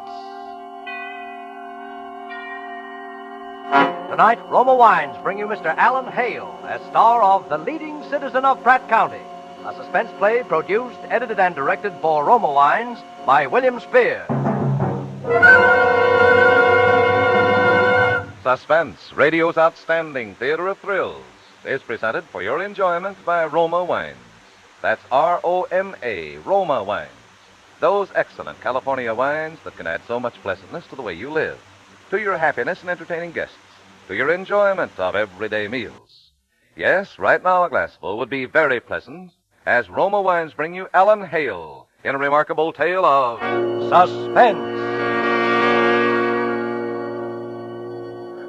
I'm an old man now, and I'm afraid I'm not a very good old man. In fact, by every conceivable standard, I am a thoroughly bad old man. Not that such a thing is known or even suspected in Pratt County. To the contrary, here it is the universal and unshakable opinion that I combine the wisdom of Solomon with the virtues of the 12 apostles. But since I now have every reason to believe that I must shortly shuffle off this mortal coil, both honor and what I freely confess to be a perverted sense of humor impel me to expose this pleasant notion for the outrageous fraud that it is. And so it happens that I hereby leave to my heirs and assigns this true account of how I became the leading citizen of Pratt County.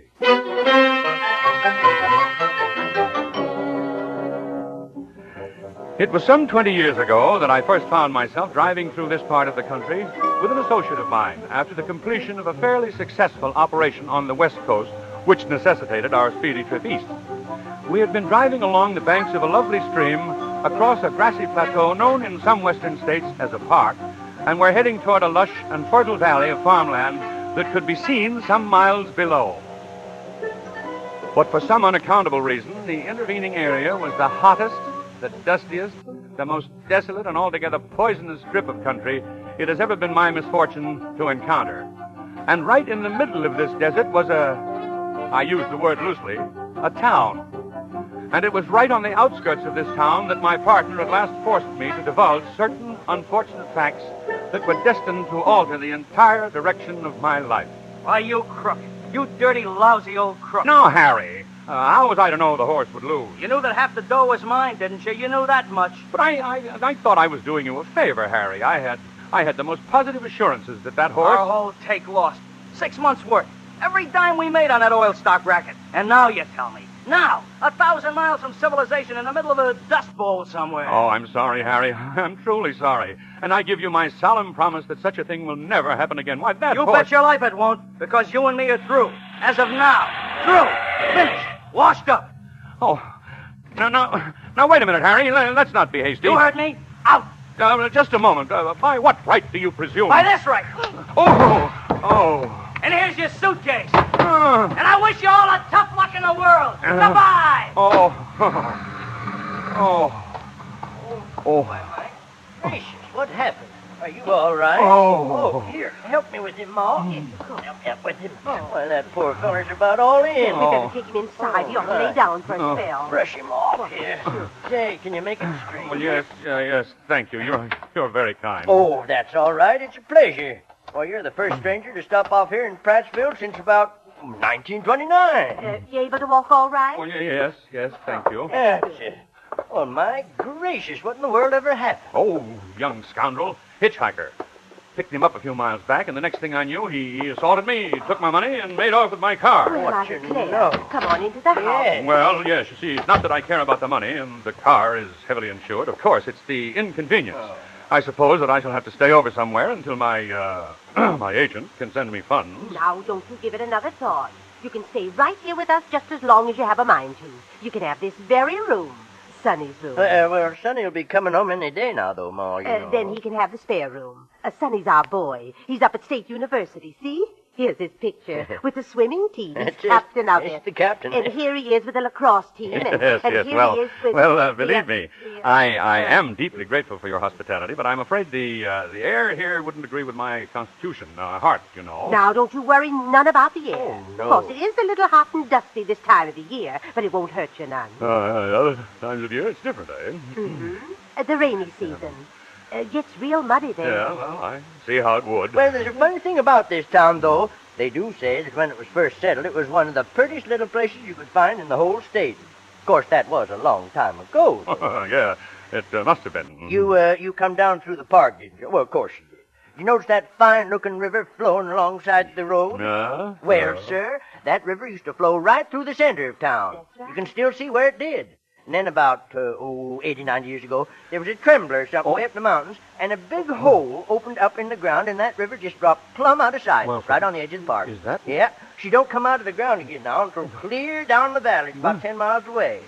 That's why it's so dry up here, you see. Well, you don't say. Yeah. A few years back, there was talk about the WPA closing up that hole so the river would run right through the town again. Oh, I tell you, folks here got pretty excited about it, even offered to put up half the money.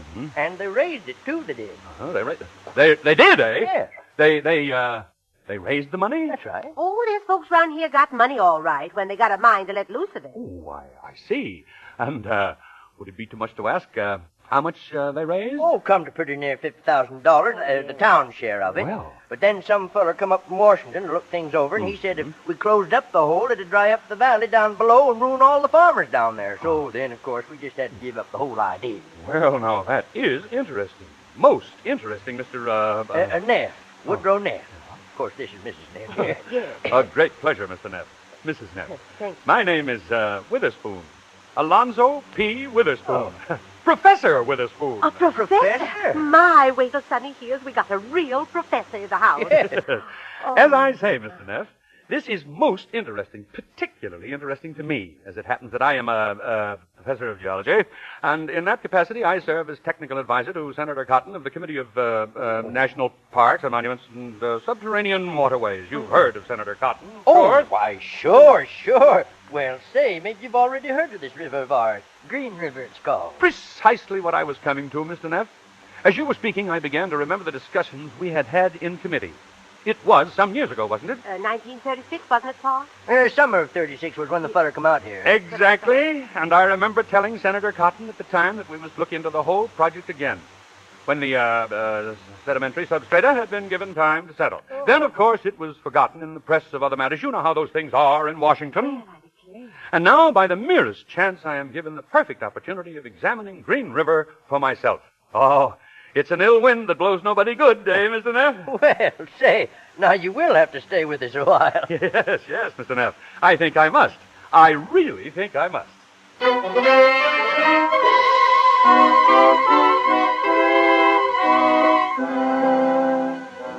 For Suspense, Roma Wines are bringing you as star Alan Hale in The Leading Citizen of Pratt County, a radio play by Robert Richards. Roma Wines' presentation tonight in radio's outstanding theater of thrills, Suspense.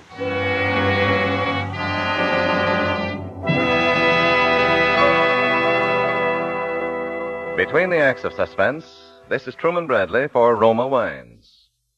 One of the best-natured men I know has a knack for enjoying life's leisure moments.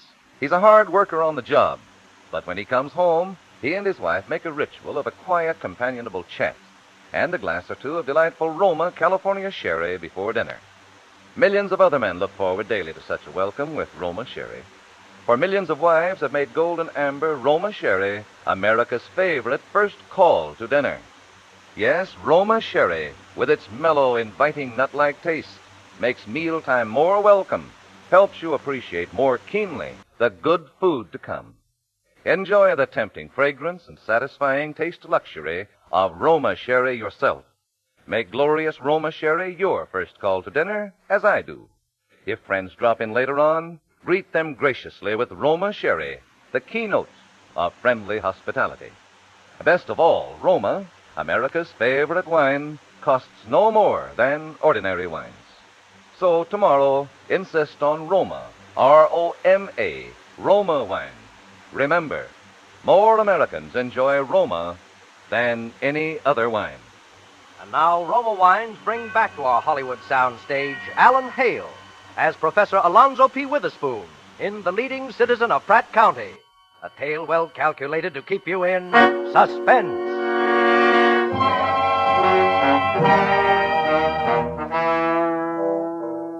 And thus in bonny Prattville, I became a professor of astrology, geology, and advisor to a senator whom I had never met, and a Senate committee of which I was not even sure existing. Of course, at first I had no way of knowing whether this pitch, as we call it in the trade, was merely good for the cashing of a modest check on one of my many non-existent accounts, or whether it could be run up into something really big. But as a firm believer in aiming always at the maximum objective, I made my plans accordingly. And that night, With the aid of certain gadgets I never permit myself to be without, I wrote myself a couple of checks on the Federal Treasury, contrived some quite impressive-looking business cards, and was ready to go to work. And then, Sonny arrived. That's right, Sonny. Professor Alonso P. Withers. And he's staying right here with us. Come on, I'll introduce you. Professor from Washington.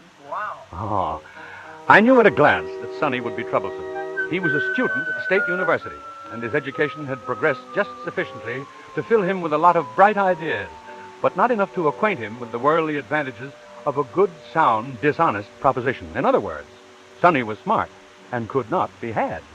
Gee, Professor, Pop tells me maybe you're going to put old Prattsville on the map. Possibly. Certainly worth trying, eh, my boy? You bet. You know, I've been thinking along those very same lines myself lately. Hmm? After all, what's Colorado Springs got, or Tucson, Arizona, or any of those places that we haven't got right here in Prattsville?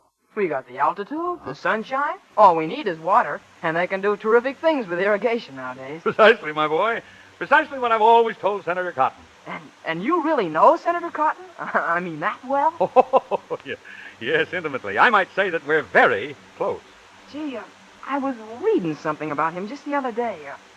But say, you're really sure something can be done without drying up the valley? It'd be terrible for those farmers down there if their water was cut off. Sonny's got a girl down there. That's the reason he's so worried. I guess the professor knows his business a little better than we do, Sonny. Oh, sure, I know. Say, you must know Dr. Hawks, up at State U. He's a geologist, too. Ah, Hawks? Let me see. You must know him. John Lyman Hawks. Oh, of course. John Lyman Hawks. Yes. Gee, I'll bet he'll be excited when he knows you're here. He's supposed to be quite an authority on this part of the country, you know. Yes. But I wouldn't trouble Dr. Hawks about this just yet. Not until we're a little more sure of our ground. Well, sure, of course. Oh, now, Sonny. Professor hasn't got all day to stand around here talking to you. He's got to go down to the bank and see Henry Wing. Oh, sure, but... Gee, I sure want to talk to you some more about all this, Professor. This thing can be terrific. Oh, it will be terrific, all right, my boy. You don't know the half of it.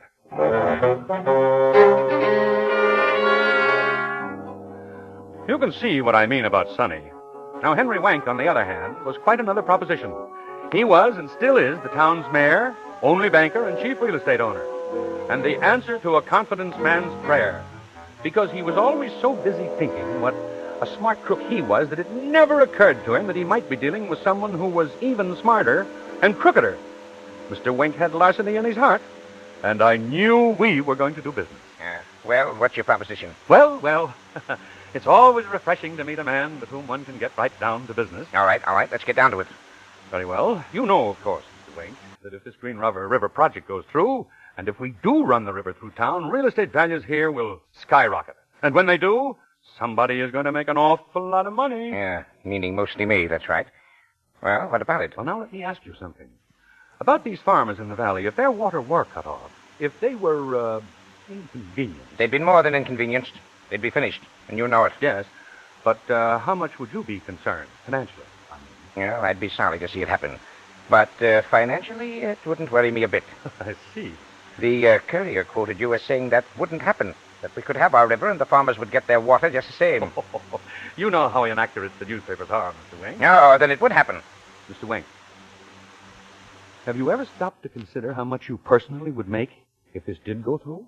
Well, I'd say it could run up to 3 or 4 million in time. Well, you can sometimes get things done in Washington. Aha, I knew you had a proposition. You realize, of course, Mr. Wink, that I'm an essential factor in this whole thing. You just can't send anybody to Washington on a thing like this. You have to have someone who is in on the inside, who enjoys the complete confidence of the right people. I know all about that. I just want to know how you get yours. By the very simple expedient of becoming your partner, Mr. Wink, in a small way. Yeah. How small? Well, I have here a government check for $2,500. I suggest we form a little syndicate. I think this check should entitle me to a modest share of, say, 5%. Then you figure the whole thing can be swung for $50,000. Approximately. Can you raise the money? Well, it's a lot, but I can get it. We'd better put this in writing. Oh, now, really, Mr. Wink. One hardly puts things of this nature in writing. Then how do I know you'll come through with your end? Well, you have my check.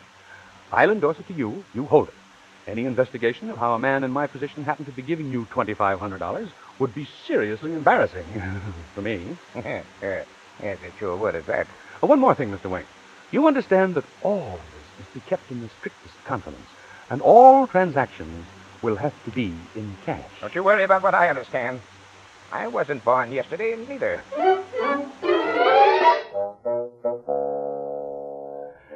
The technique is scarcely new, but almost invariably successful. The victim is made to feel that he is the chief conspirator, and his own dishonesty and greed accomplishes the rest. So with Henry Wink. Next afternoon, for the sake of appearances, Mr. Wink and I headed a small group to look over once again the crucial spot where Green River dips into the earth to begin its subterranean wanderings, and once again I clambered down over the mass of rocks to a little ledge some 20 feet above the water. Now, look down there, Professor. You see, it falls into that big pool down there, and then it just disappears. Yes. Excellent possibilities. Excellent. There, you see, gentlemen? The professor figures to begin the concrete work just about here. The trap was baited, set, and ready to be sprung. All seemed for the best in this best of all possible world.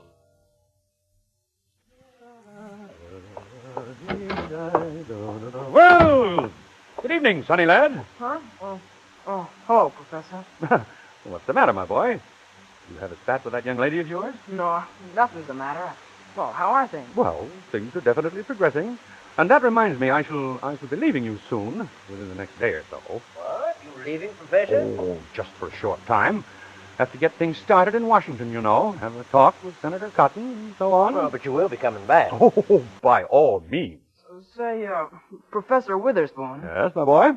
Well, look, I'm going down to see Jane Osterman and her mother for a little while this evening.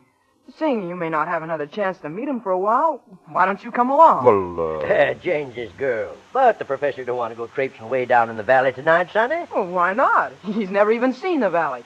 I think before he goes to Washington, he ought to see it. I didn't want to go, of course. But every instinct told me that there was something in the wind and that I should. Contrary to my expectation, however, the evening was a quiet one, and indeed a most pleasant surprise. Jane Osterman turned out to be a very charming little thing, and her mother was a most attractive and, in fact, an altogether stunning woman. And it was with genuine regret that I found myself at last standing on their veranda under a brilliant moon, saying goodbye.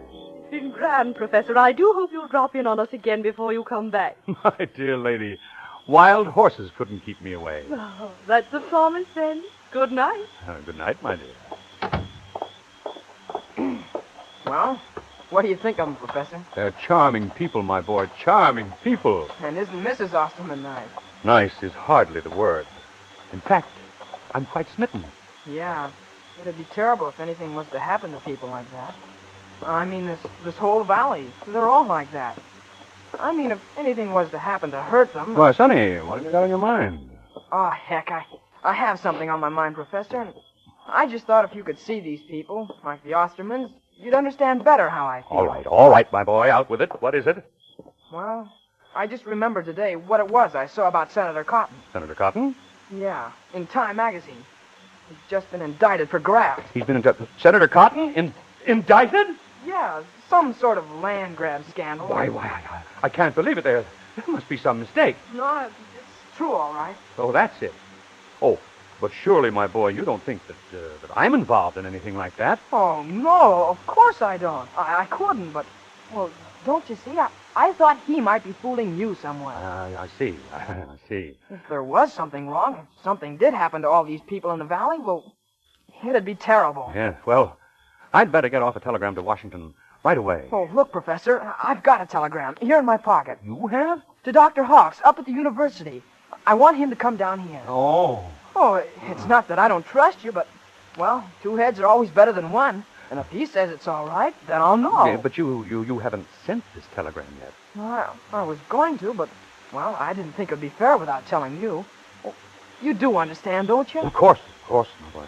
Oh, is that a weight off my mind? But I think I have even a better idea. Look, why don't you and I, first thing tomorrow, get in the car and drive up to the university and bring Dr. Hawks back with us? That way we could explain the whole situation to him. Gee, that is an idea. If you ask him, he'd be sure to come. Gee, Professor, you're sure a wonderful guy. And you won't even have to bother with that telegram. We'll just tear it up.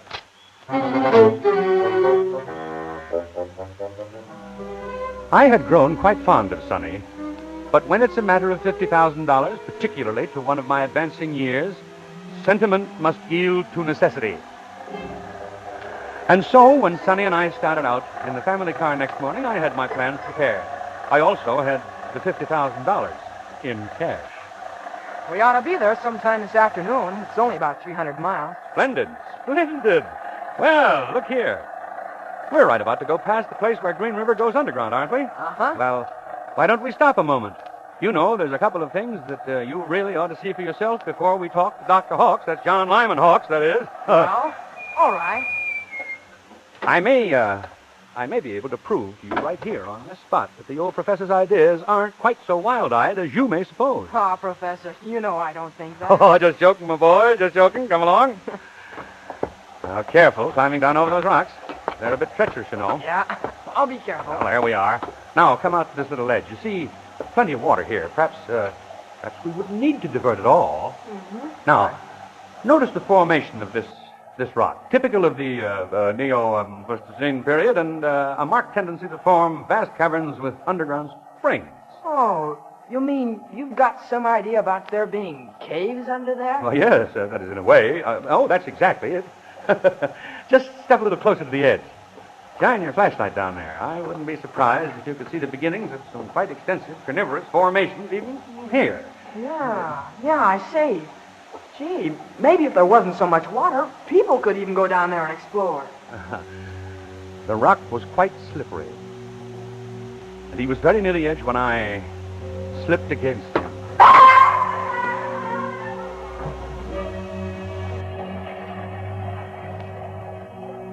I saw his flashlight bobbing for a moment in the dark pool below, and then the current swept it on, and it was gone.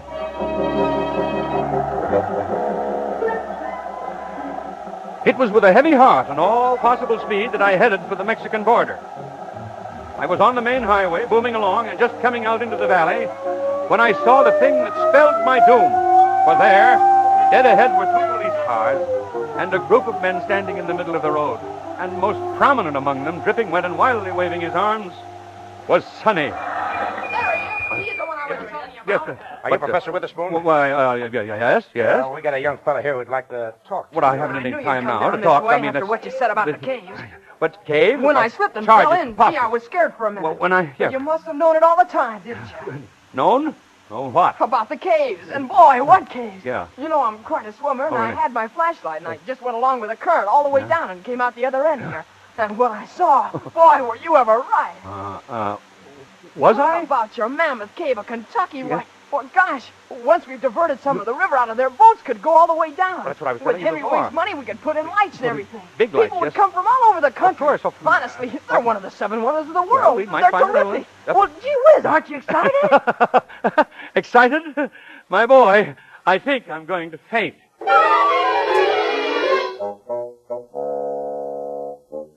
And so, if you have ever been in this part of the country, you will surely have heard of the marvelous underground river of Pratt, a source of endless delight to tourists and a very substantial revenue to our citizens, and our famous falls, Pratt Falls. And now Prattsville not only enjoys the wonders of irrigation, but of innumerable hot dog stands, motels, gambling casinos, and all the other adjuncts of those noisome communities known as resorts. As for myself, I am the general manager of the caverns with a very handsome stipend, and have been living for many years in solid and respectable domesticity with the former widow Osterman. What I have done is really nothing. Really nothing. It's no more than any public-spirited man would have done, but I must confess that, call it vanity, if you will, it is a source of enormous and constant enjoyment to me whenever I am proudly pointed out to the admiring newcomers as the leading citizen of Pratt County.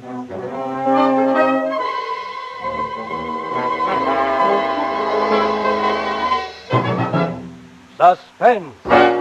Presented by Roma Wines, R-O-M-A, made in California for enjoyment throughout the world.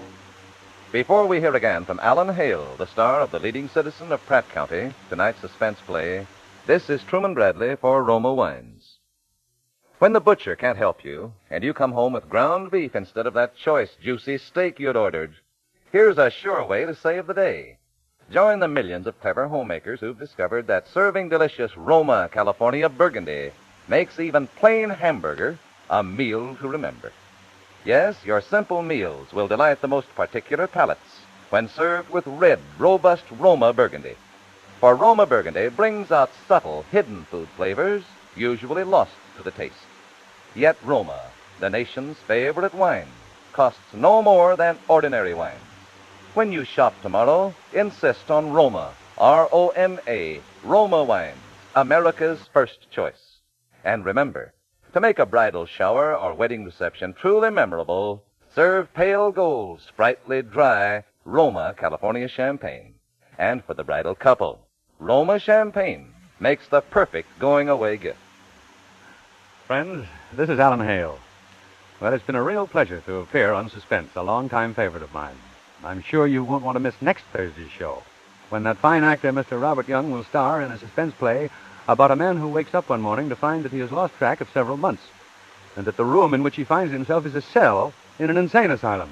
I know you'll be listening. I will. Thank you. Alan Hale appeared through the courtesy of Warner Brothers, producers of Night and Day. Next Thursday, same time, Roma Wines will bring you Robert Young as star of Suspense, radio's outstanding theater of thrill. Produced by William Spear for the Roma Wine Company of Fresno, California. Here is a message from your government. Millions of men, women, and children in Europe and Asia today face starvation. America, the best-fed nation in the world, can relieve this crisis by making available to foreign purchases increased amounts of wheat, rice, fats, and oils. You can help vitally. Eat more of the plentiful foods. Don't waste food. Turn in all used fats. And give in money or canned goods, but preferably in money, to your local emergency food collection.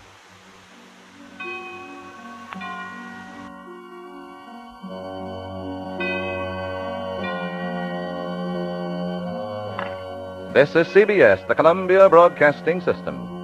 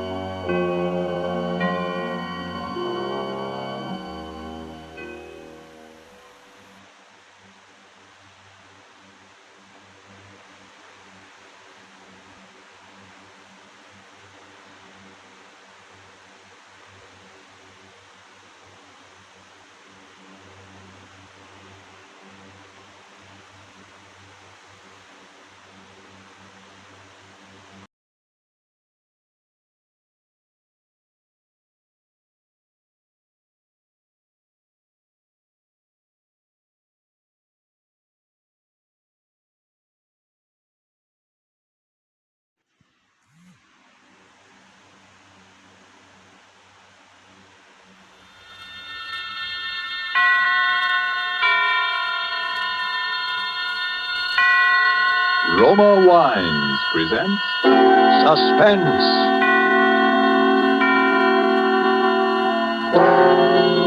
Roma Wines, made in California for enjoyment throughout the world. Salud. Your health, senor. Roma Wines toast the world. The wine for your table is Roma Wine, made in California for enjoyment throughout the world. This is the man in black, here for the Roma Wine Company of Fresno, California, to introduce this weekly half hour of Suspense. Tonight from Hollywood, Roma Wines bring you Joseph Cotton in a suspense play called Sneak Preview, which tells of a rather remarkable adventure experienced by that noted director of screen thrillers, Frank Henderson. And so, with Mr. Henderson's by far stranger-than-fiction story, as related and enacted by Joseph Cotton, we again hope to keep you in suspense. Go ahead, please, Mr. Henderson. This all began, you say, 2 weeks ago? Yes, that's right. I just finished the final cutting and dubbing on my newest picture, Escape to Destiny. Think you'll like it, by the way. Lou Ellis... Yes, go on. Well, I took the film east with me, and the first day I got there, we ran it in the projection room for a few of the boys in the New York office. They seemed to like it pretty well, which, of course... Ruth, now that it's all over, and we're safe... Yes? Well, there's one thing that still worries me. What's that? Ruth, Will you marry me? Darling, that's the one thing I've known the answer to from the very beginning.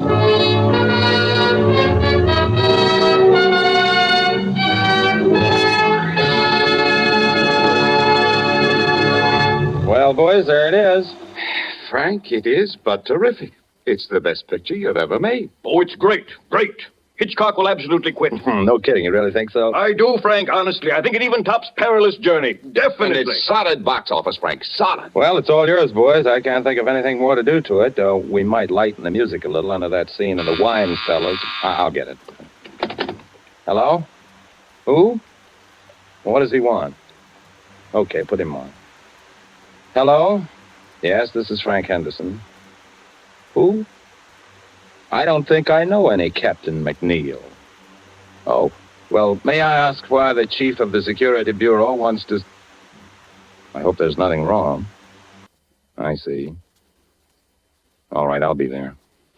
Who was it, Frank? Somebody at police headquarters. Police headquarters? What do you want? That's what I'd like to know.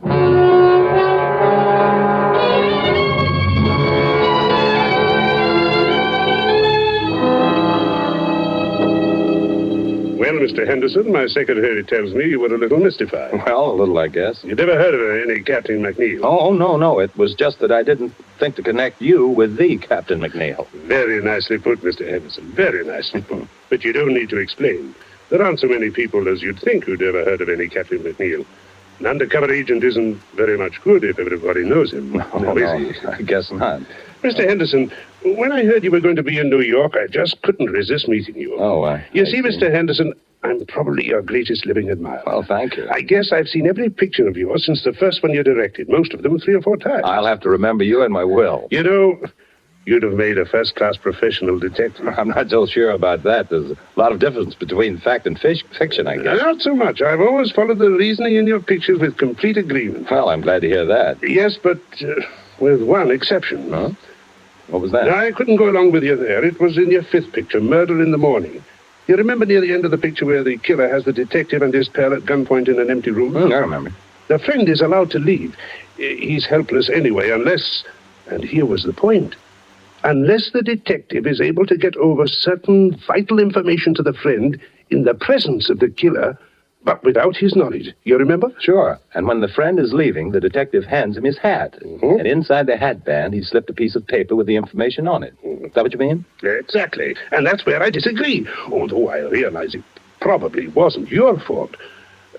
Probably the writer or the producer. Oh, no. As a matter of fact, that was my own idea. It's too simple, too unimaginative, if you'll forgive me the word. No intelligent criminal would allow a thing like that to happen right under his nose. But the way the thing was done, I thought... Even so, how is the friend to know that this paper is under his hatband? Oh, well, you see... It isn't something you're likely to notice. You don't look under your hatband every time you put on your hat. I know, but it's far too fetched. It's not true to life. It's fiction. Excuse me a moment. Hello? Yes? Yes, I see. I'll be down in just a few minutes. Pardon the interruption. Oh, not at all, Captain. I really ought to be going. I've kept you too long now. Mr. Henderson, I wonder if you're interested in real crime. Real crime? Have you ever seen an actual murderer? Well, you do make me feel like an amateur now. No, to tell you the truth, I never have. Come on, then. It might give you an idea. It's down the hall. As a matter of fact, I've never seen this particular murderer myself. But you know he is a murderer? Sure. Not much like a character in one of your pictures, though. Nothing romantic or exciting. Was he clever? Oh, yes, indeed. His career has been 20 years. There's never been enough evidence to convict him. There isn't even a photograph of him. Here we are. But if you don't know any more than that, what charge are you holding him on? Charge? You don't need any charge when you hold him here. There he is. Oh, dead. Dead, at last. How did he die? Shot in the back. We found him in Central Park. Well, there you are. Gregory Sarko. Murderer, spy, drug addict, and about everything else in the book. Know who killed him? Who knows? Who cares? There are plenty of people who'd have been happy to do it if they dared. I suppose he had identification on him. Sure. Bank book, wallet, a few inconsequential papers. Was that all? That's all. Oh, a little money, a handkerchief, a tin of aspirin. Aspirin? Sure. Criminals have headaches just like other people. It was aspirin, I suppose. We professionals may not be romantic, Mr. Henderson. We are thorough. Oh, cool. Yes, it was aspirin. I remember you saying he was a drug addict. So that was all he had on him, huh? That's right. Nothing very sensational or exciting. No clues. Oh, what about that bank book? Was it in his own name? Oh, he had a lot of names. Gregory Sarko was the one in the bank book. His own, by the way. Why? Because a perfectly crazy notion has just entered my head. For a new picture? It could be. But, well, here am I in New York, little time on my hands, and, well, the guy intrigues me, that's all. A dead man intrigues you? His life intrigues me, sure. Finding out more about it intrigues me. What's the difference? The guy's dead. What have I got to lose? Well, now, I don't want to say it's likely, Mr. Henderson, but it's possible, just barely possible, that you might lose your life.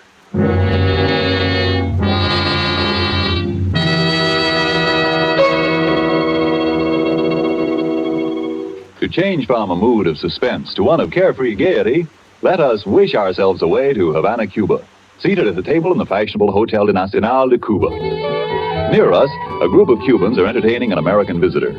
Our American has just remarked that in point of great enjoyment, the Cuban rumba is one of America's most delighting imported dances. And then, raising his wine glass, the Cuban host responds, "Then we have perhaps discharged some part of our debt to you Americans for this wonderful tasting wine that gives us such great enjoyment.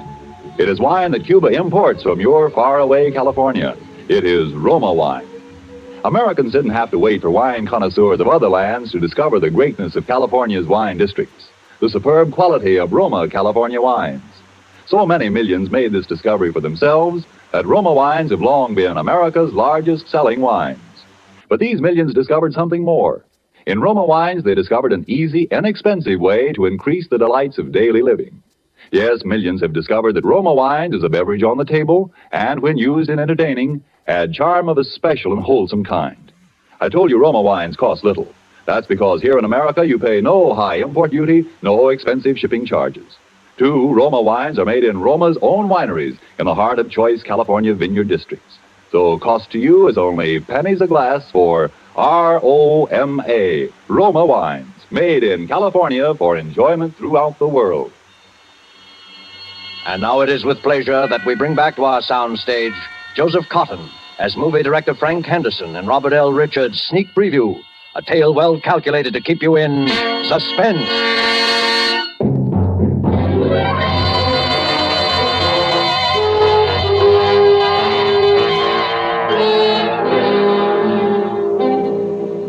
I'm not an adventurous or even a particularly courageous man, and yet suddenly I found myself engaged in what might possibly, as the captain had said, be a fairly dangerous occupation. I pored for hours over Captain McNeil's file on Sarko, even persisting in the face of a sudden and somewhat mysterious reluctance on the part of the captain to have me do so. The next thing I did was to inquire at the bank which had issued Sarko's bank book and found out exactly nothing. I was pretty discouraged and about ready to quit when I went back to my hotel that evening.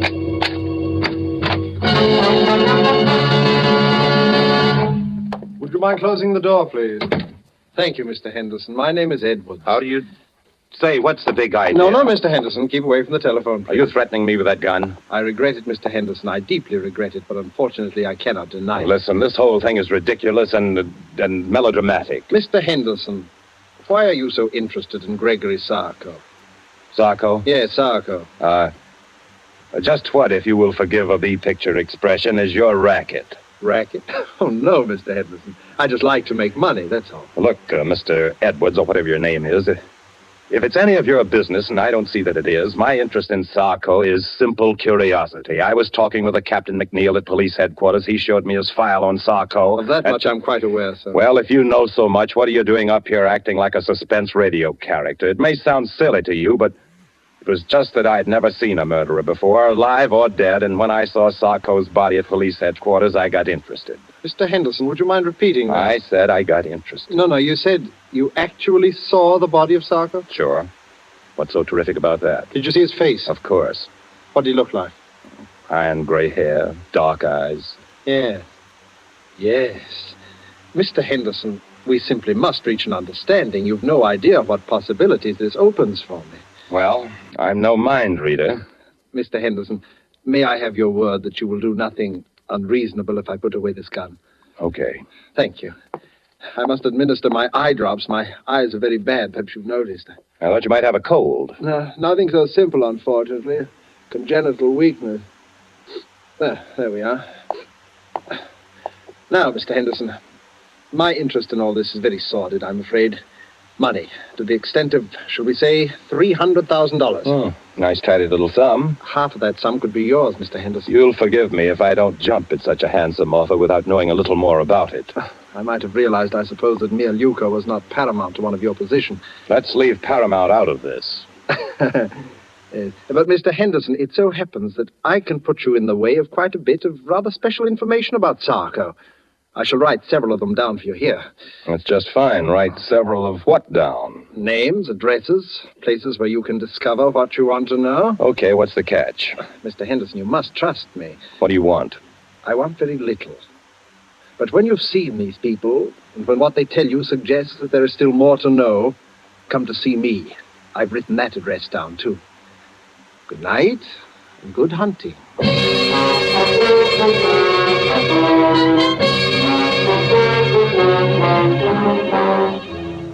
Well, by this time I was so obsessed with the thing that I actually set out to follow the itinerary of the rather sinister Mr. Edwards to the very letter.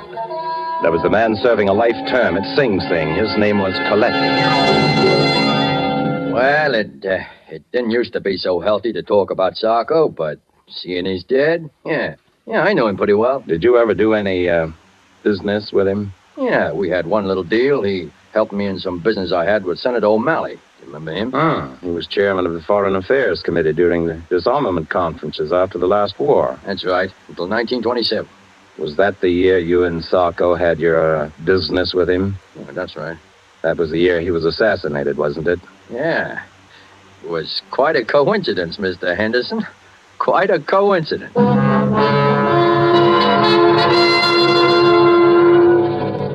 Sarko, huh? I just hope he didn't die easy. I don't think he did from the looks of him. Maybe there is some justice after all. Are you quite sure he was a drug addict? Huh. How do you think I first learned to take this stuff? At the convent?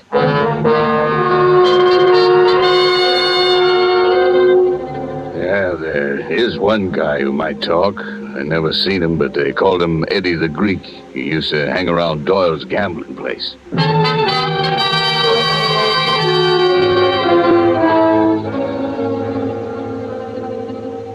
Well, you see, Mr. Henderson, it all turned out rather well from your point of view, didn't it?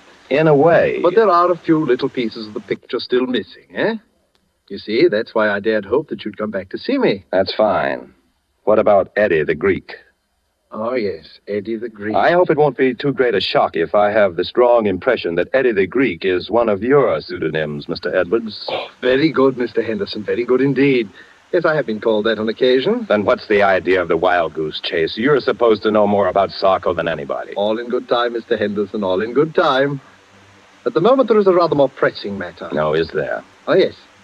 There is the little matter of the $300,000. Look, I'm in a business where they pay pretty good dough, but nobody can earn $300,000 just overnight and be on the level. Oh, but, my dear Mr. Henderson, there is no question of earning. Okay.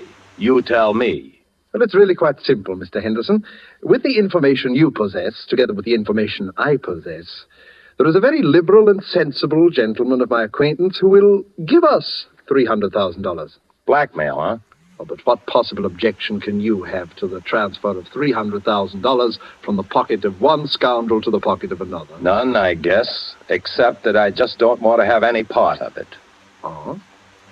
Not even if it meant your coming into the possession of the final, and I might say, the most sensational part of your missing information about Sarko? How do I know you can supply it? Oh, I have something here at my desk which I think you might consider sufficient proof. Oh, yes, here it is.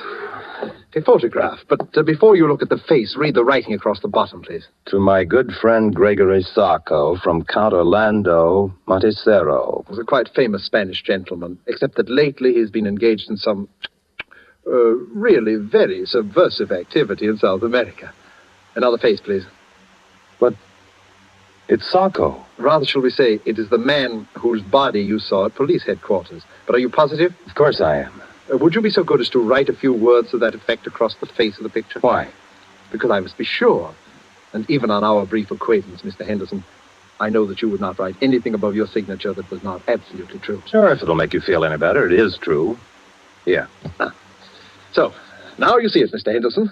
You saw this body, you alone, except for one or two police officers with whom I confess it is a little difficult for me to deal. And the body is not that of Sarko. And the real Sarko? Is alive and quite well, I'm happy to say, and here in New York. How could I meet him? Oh, you will meet him, Mr. Henderson, when he pays us the $300,000. By this time, I had to go through with it. I could see the whole thing on film. What a thriller. I left everything in the hands of Mr. Edwards. A meeting was arranged at a hotel room, the hour 8:30.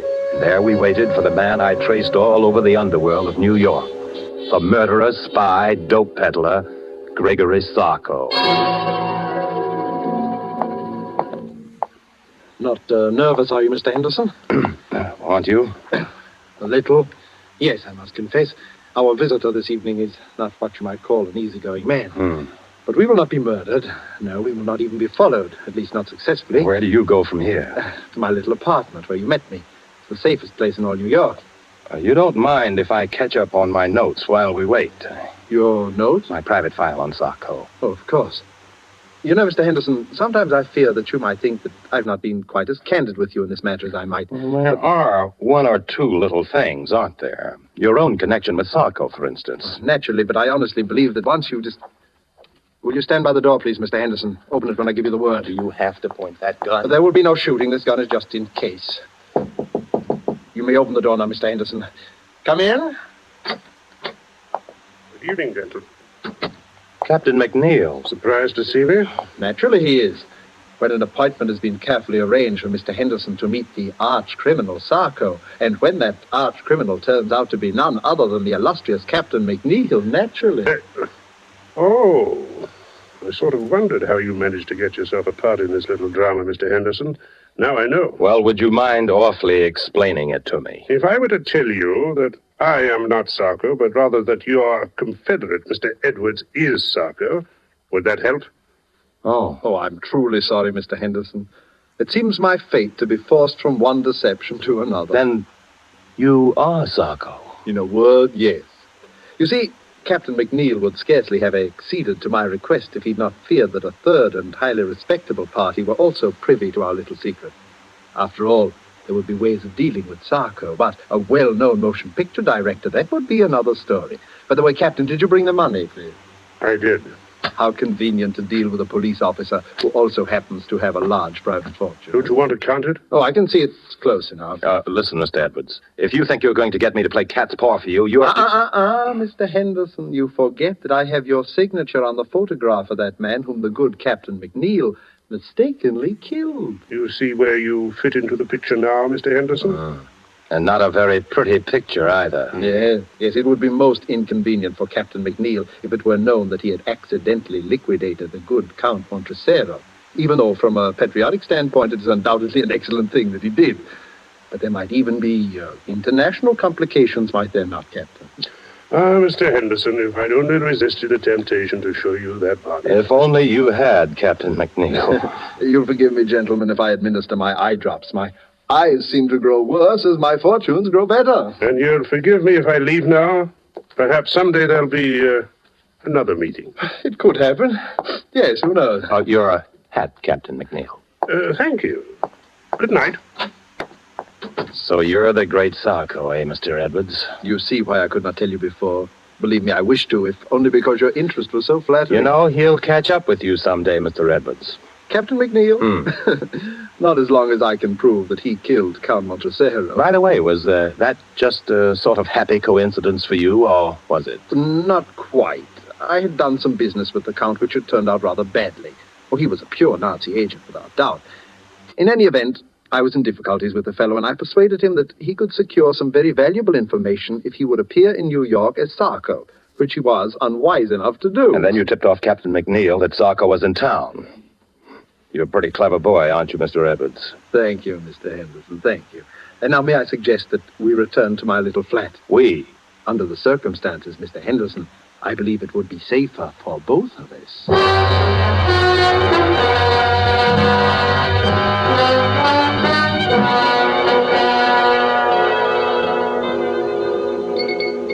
Do you like your drink, Mr. Henderson? That's very good, thanks.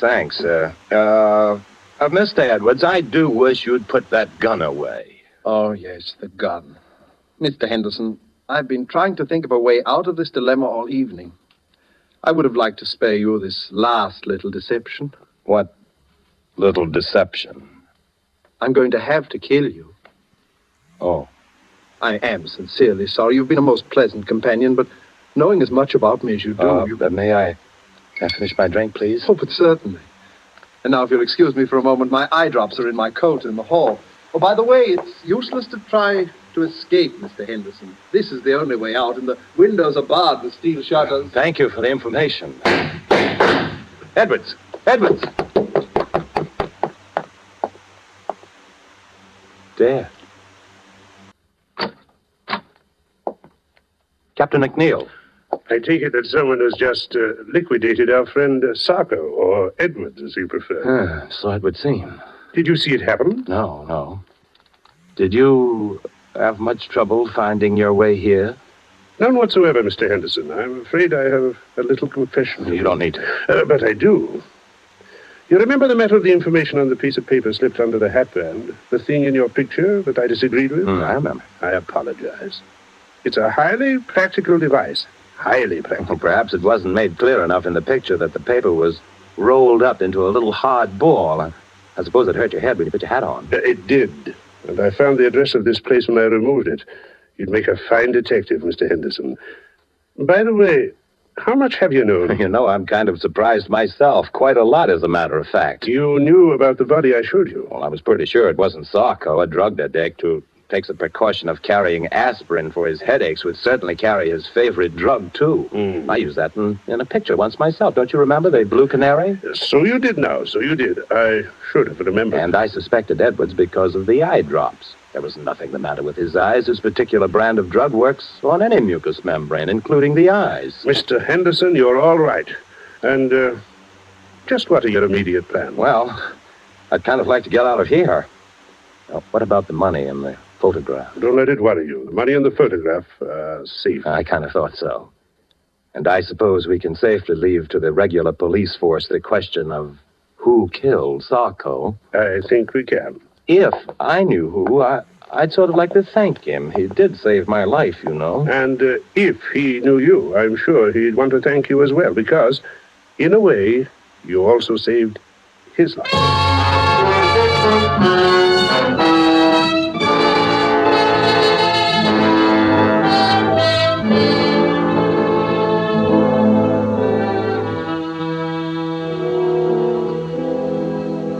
Well, that's about all there is to the story. Pretty exciting stuff. Be good material for one of your pictures, I'd think, Mr. Henderson. Yeah, sure it would, sure.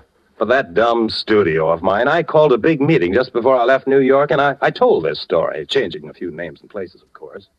And what happened?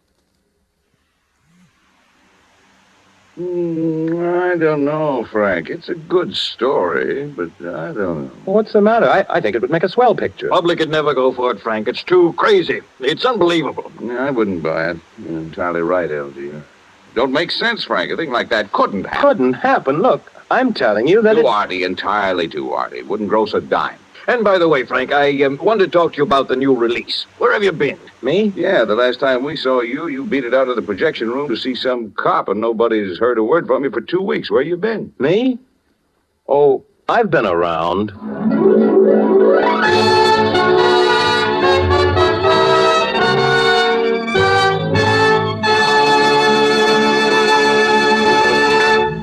And so closes Sneak Preview, starring Joseph Cotton, tonight's tale of Suspense.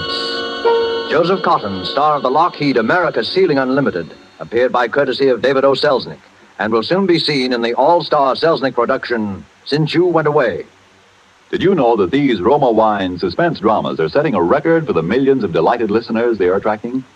We want you to feel that by tuning in the Suspense program every week, you can count on real radio enjoyment. Well, in just as dramatic style, the popularity of Roma wines is also record-breaking, because Roma wines are by far America's largest selling wines. Millions make sure of great wine enjoyment simply by asking for Roma wines. Here's something else these millions have discovered. You don't need fancy glassware or a special occasion to enjoy these zestful, taste-delighting Roma California wines. Roma wines possess lip-smacking flavor and zest because they come from Roma Wine's own wineries, right in the heart of the magnificent California wine grape districts. And you can enjoy them as a daily delight because the cost is only pennies a glass. Ask for R-O-M-A, Roma wines, made in California for enjoyment throughout the world. This is Joseph Cotton. It was a great pleasure to join forces with this really excellent company whose business and pleasure it is each week to keep you in suspense. I know you'll want to be listening next week, as I will, when Sonny Tufts will be your star. Suspense is produced and directed by William Spear. Next Thursday, same time, you will hear Sonny Tufts in Suspense. Presented by Roma Wines, made in California for enjoyment throughout the world.